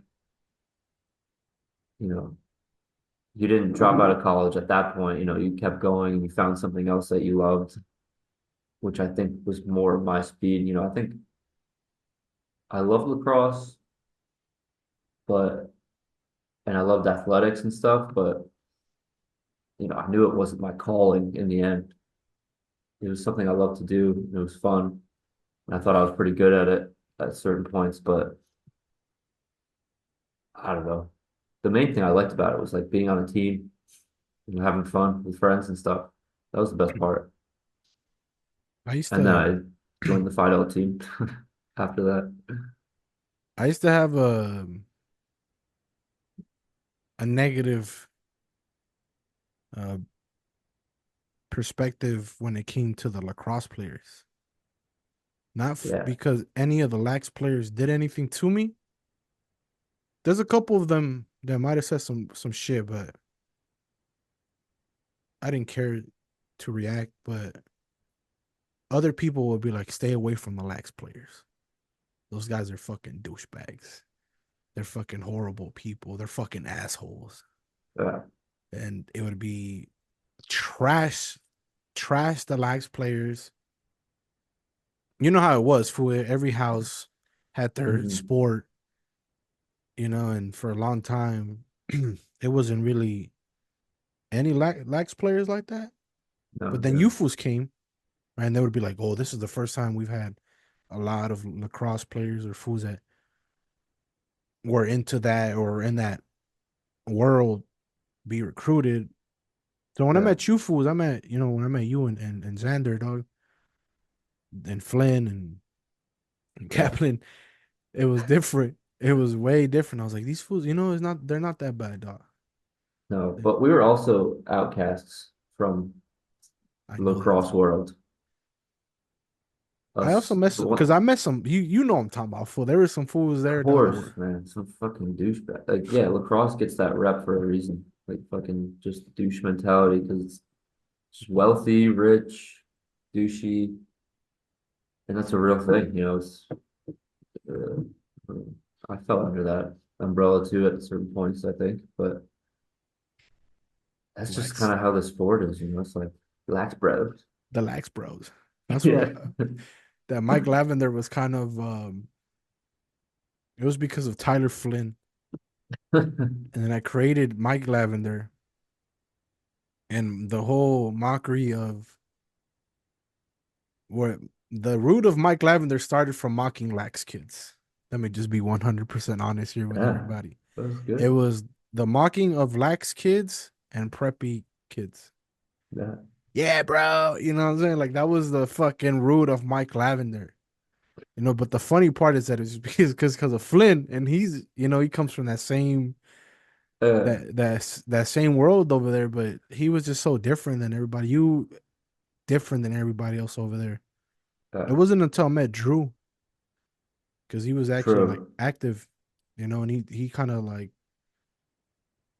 he listened, and he told me, he was like, Hmm. yeah, fool, like this is how it is, and he was still on the team, and obviously we got all those fuckers though at the end my senior year, and it was just like okay. And by that point, I was a lot more open because I had already met you fools. But I remember for a long time, but like, don't become friends with the lax kids because I seen these fucking fools be dicks to people.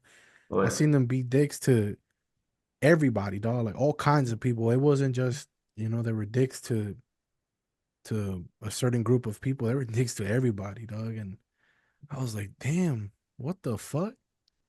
Like, is it true? Like, are these fools really assholes like that, or are they just playing a character? I never understood it, but Yeah. I've I think it always would been be like curious that about it. though. It was like that. Plus, like those kind of, I mean, they're also tough kids too. Like down for a fight too. If you had, Oh, if it fools comes were to it, down. yeah. I seen this fool. Hey, I don't know who the Especially fuck. the Canadian kids too. The Canadian kids were always fucking down for a fight. I'm not gonna burn him out. Never mind. I'm gonna keep that story to I myself. know. I have a name too. Yeah, yeah, but I can go. I'm not gonna burn him out, dog. I don't. I didn't ask for permission. Although for me, it's a kind of a compliment because I will say, as long as if you see them as douchebags, the team itself had each other's backs pretty hard. Um, like if you were fucking with one guy on the team, everyone was had it back, no matter who it was. I respect Not. that. I grew to embrace the lax culture too, just because Yeah, yeah. at the end of the day, for you fools are all just the same. We're all Hmm. fucking young ass fools, straight doing dumb rowdy shit.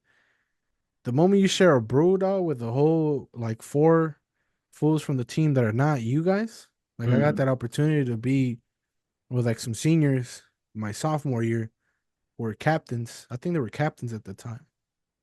Yeah, And they were just maybe it was because they were drunk, but they were cool. yeah. They were treating me cool, right? I mean, No, those obviously, kids, that class was real cool. Like Minkler and them, yeah, that fool was cool, dog. A lot of the fools, but it was just like they it were would be cool as like fuck. little sprinkles of asshole shit, dog. And I'd be like, "Dawg, Yeah, come on, dog. Like, like you the don't have to do scapegoat. this Yeah. shit. Just I don't know what it was. I don't know what the fuck it was, but it used to rub me the wrong way. And I was like, I need to ask this fool what the fuck lacrosse life was like. Why the fuck are fools like that for real? Was it the athletics? Was it the ego shit? Was it just the fact that you fools are a team, or I don't know what the fuck, Because you go to the games and they get rowdy, dog. Oh yeah, Especially because they were like the best team they had at that fucking school. yeah. That's true. Yeah. My freshman year was we were fucking sick.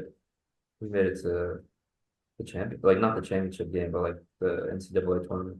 That was fucking dope. So maybe one day I get to if luck is in my side, I get to interview one of those fools, Mm, non PDT likes kids to see to get into their head. I'm curious about it now. Back then, obviously I'm still in my South Central shit, and I was like, you can't fuck with these fools because of a certain mm, reason, right? But now yeah. I'm way more open minded. I want to hear people's stories and shit. I was like, why? What I'm saying? Maybe ask somebody about a certain event because I have a lot of events stored in my mind that I just like. Mm, I've always wanted to ask people about it, but not on camera and shit, just because to uh, expose them and shit. Lacrosse was an interesting group of people. What about academics? Any story about your academics?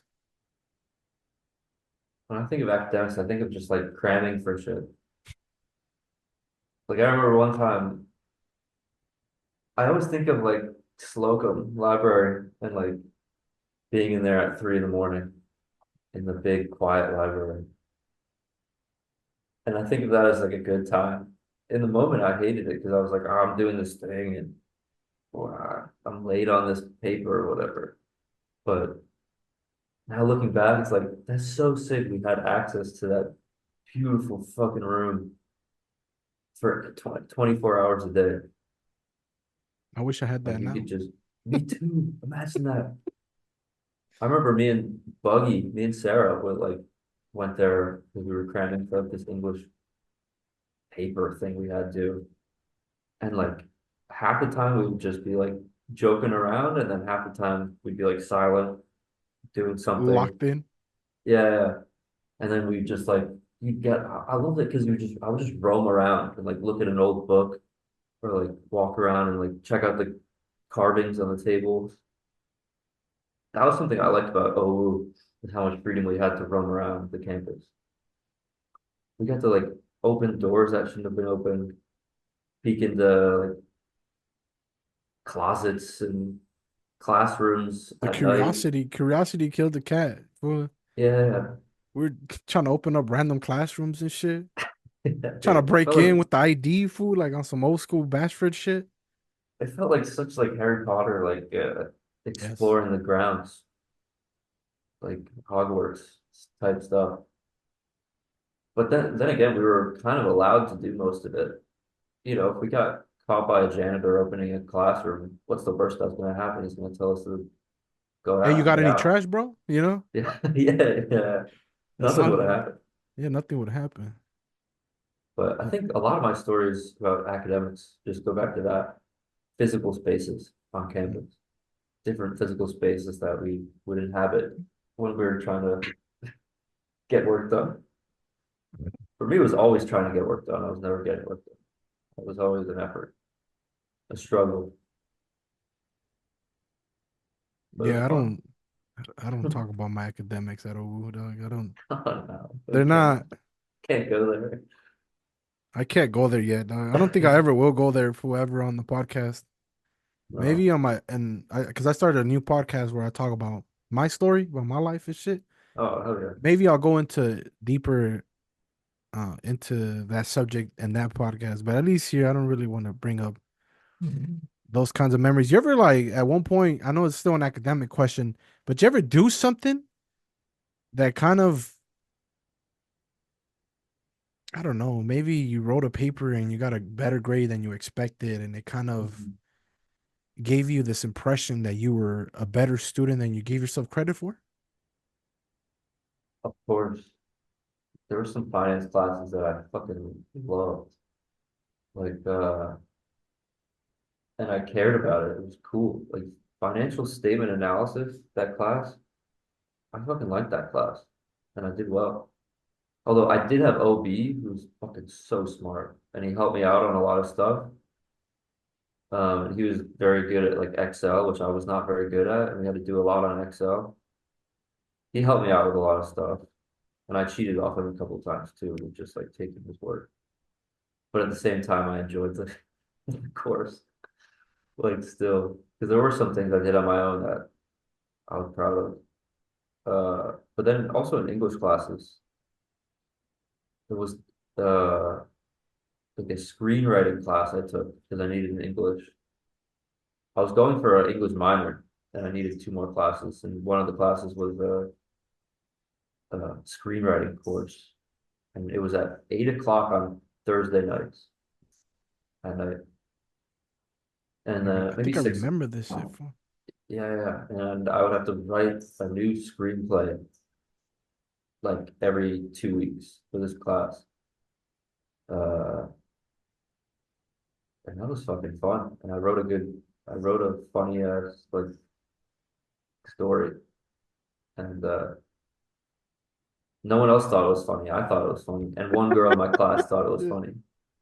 Everyone thought it was fucking stupid, but I thought it was funny. I wonder if I have that somewhere. I'll try to find it, That's a sign of a uh, genius. and I'll send it to you. But it was cool. We had to like you had to write like since the screenplay is just like a short, condensed movie kind of video thing. You had to write the screenplay like in the correct font, in the correct formatting, and like you had to write like camera pans into blah blah blah, Yeah, that shit. The and then terminology. also the dialogue too. Yeah, yeah, and like all that shit we had to learn and execute. But I found a cheat code. I found like a template on Word that's like screenplay template No, he's that talking about for. did everything for me except like the what I actually had to write, which was nice. Did you Oh ever yeah. participate in any like social shit outside of PDT, like clubs or like that Hmm. kind of stuff? I don't think so. It was hard. I worked in the weight room. That's the only thing that I did outside of PBT. I worked for Formaz uh, as like the weight room like instructor or not instructor, like overseer. I don't know, like checking people in and checking out. The What do you call it? desk, Yeah, uh, desk guy. the desk guy. Yeah, You can collect the but it's IDs also and shit. like re-racking weights and making sure the towels are good. And I fucking love that job because there was some income. It was like income. It's a tiny income, but it was something you could like do your studying there. And I don't know, that was a great job. Same with something, everyone coming in and out of the gym. Like that was a good job. And then having a free workout. I mean, all the workouts were free, but it's like, all right, I'm here. I might as well do it if Remember I'm that? working there. Remember that formats class? Yeah, bro. That was a good class. That was such a fucking We squad wake we up at had. 7 in the morning and go lift weights at 8 a.m. Monday, Wednesday, Friday. That's crazy. Damn. We did that. We're like, let's do you, me, boobs, and who? It was just us three. Yeah. Being at the gym at 7 a.m., dog. And fucking Luke Gabbard was in that class. Yeah. Well, That's yeah, a he crazy was. one. Yeah. I don't want to talk about that though, dog. That's not, We don't have to go there. Yeah. But I'm yeah, that's just, a different topic.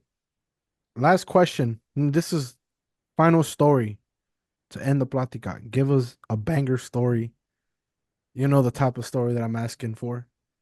A rowdy story. If you're able to open up that unlock a memory that you would love to share to put on record. Before I'll let you think. I have a funny one. Remember the day I was mm, recording my music video yeah.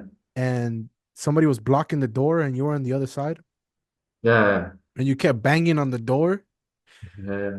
and then you like I forgot somebody gave you like an opening and you pushed the fuck out of somebody and you looked so mad. I was like, what the fuck? Like I thought because the whole time I thought you were there when we Uh, were doing that music video on the second floor at that one house. yeah. That was a funny day, dog. Yeah. That's So hilarious. mad, so mad, dog. You look so Uh, you look so defeated and shit. I think you felt like you missed the whole music video because we were planning it. We were talking about it the whole week, and then the moment this was about to start recording, and you're not even there. Dog. Shit was funny, dog. You bumped in. I remember you pushed the fuck out of somebody, dog, out the door, fool, uh, and you were like, "Get me, let me in." And you said some shit, and I was like, "What the fuck?" Oh, that was the first time I ever seen you mad like that. I think a good story is when we adopted that cat, man. When that cat was coming around. Do you remember? Dog? What the fuck, dog? Yeah. It was Yo, like what it was the like Halloween time, and there was this cat that kept coming around. And I think it was like the people who were really attached was like me, Gardio, and Guardio? Jeremy, That I fool was think. he loved cats. Yeah. Weirdo And ass this fool. the cat kept coming around, and it was a little kitten, and we took it in. And he had like a litter box. Gardio had a litter box and everything. I remember that shit. I used to And we clown on were that fool. feeding it. And that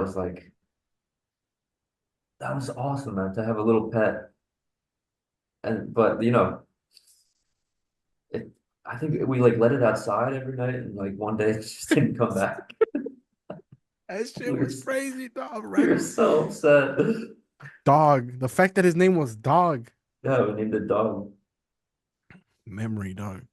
That's a core memory right there. There's so many of those little things. That's what for me. It's not like specific stories. It's just little blips of memories I'm like trying to that. think of one to end this shit on a good ass rowdy story. That's what fools want to hear. Those Those are locked in the chamber. What I think Halloween nights we had pretty crazy ones around the world? around the world. Was yeah, that was my freshman year, right? Or We every did no, it was every year. freshman We did it every every year. year. Yeah, that first one I remember the best. Oh, the clowns? Oh yeah, when they were like terrorizing people. Yeah. Oh, I do have a story. This dude flashed a gun in my face. Did I tell you about this one? Yo, I remember this shit. Yeah, yeah, Yeah, yeah, yeah. yeah. Yeah, it was a normal night. Like we went to the bar and Yo, I think we were leaving the bar. It was like 1:30 and I was with Emily at that point. We were leaving and then this car stops right in front of the bar and this dude just like takes out a pistol from his waist and like goes like this to like a bunch of people like this. And we like get down, like, what the fuck? He gets back in the car and like just and then he goes and parks on Spring Street over there for some reason. Like he didn't leave, which is crazy. So then I called the cops and then one like I think they got reports already of something and I called them and then all of a sudden the cop comes by and I wave down the cop, I point to the car and then like they started like a chase down Sandusky or up Sandusky going the other way. And then that was a crazy one because also a couple of days later, I was at the house because I was living at the house at that point, and we get a knock on the door. I find out, doof, doof, doof, and someone goes and gets it. It's a cop, and a cop at the door. I find out it's fucking crazy. Like everyone's like, write the group chat like, "Yo, stop smoking, do this, do that," and then they're like, "We're looking for William And it was Altier." and it was lights out too. Remember, dog?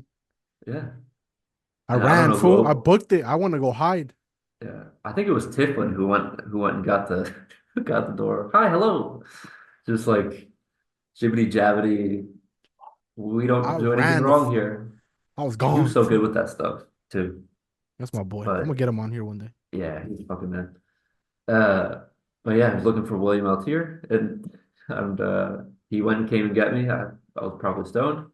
I went to the cop. I was like, "Hi, what's up?" And he was like, "Yeah, you reported you reported a crime the other night. We just wanted to get a full official statement." And I was like, "Oh yeah, yeah." I was like, "Yeah, I got you, yeah." And so we stepped out, and I gave him the statement, and that was it. I didn't have to like go to court or anything, but that was a good story from OWU that I remember. I remember that day. I was panicked. It was Yeah, lights that out too. sucked. That was freaky. And if there was lights out at PDT, it was.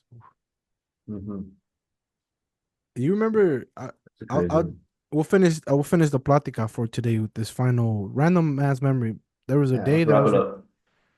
I was I was recording another music video at the house, and it was random. It was like on a Wednesday, and we grabbed the big speaker, a 30 rack of Bush, and we just chilled in the front, Mm. and we just played fucking boom Yeah, bap music in the middle of the week. It was like a random day. It wasn't random Wednesday for me probably. because I was recording a music video, but we planned that shit on on site, on the spot. Hey, let's get a case. Let's go bump some music in the front. Let's look cool. Let's set up this Hmm. pregame for the music video. Da da da da. Da. And I remember that day, dog, I was like, Our birthday. "This is it. This is what it is." To be able to Hmm. do this on a Wednesday, nobody's tripping. Mm. We I got remember it was alcohol like a quick. nice, it It was was a nice nice out. day too. Yeah. 60s and sunny in March maybe or something like Uh-huh. that. March or April. Then the And music that's the video. freedom, yeah.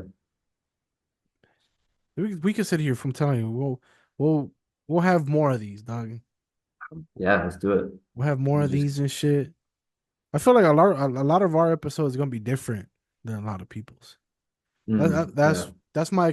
I don't want to have expectations, but I just know that a lot of the OWU people that I interview with, the conversations are gonna be different than a lot of my other people's. Whereas my people's the story and stuff like that. And maybe it's because for us it was just a short period of time, so that's I all we think that's got, what it is. you know. Yeah. So, And but it was so fun. impactful too. Yeah. Yeah, Anything you bro. want to say before we wrap it up? Final words? No, I'm good. Thanks for having me on, man. This is fucking awesome.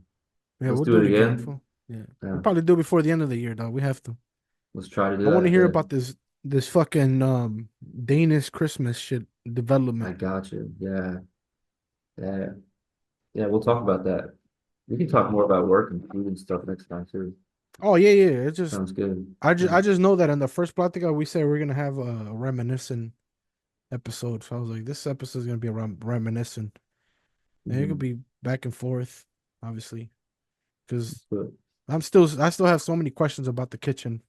yeah, So we'll leave it at that, though. We'll leave it good at that. shit. Yeah, of Thank you for taking time out of your morning, your day off.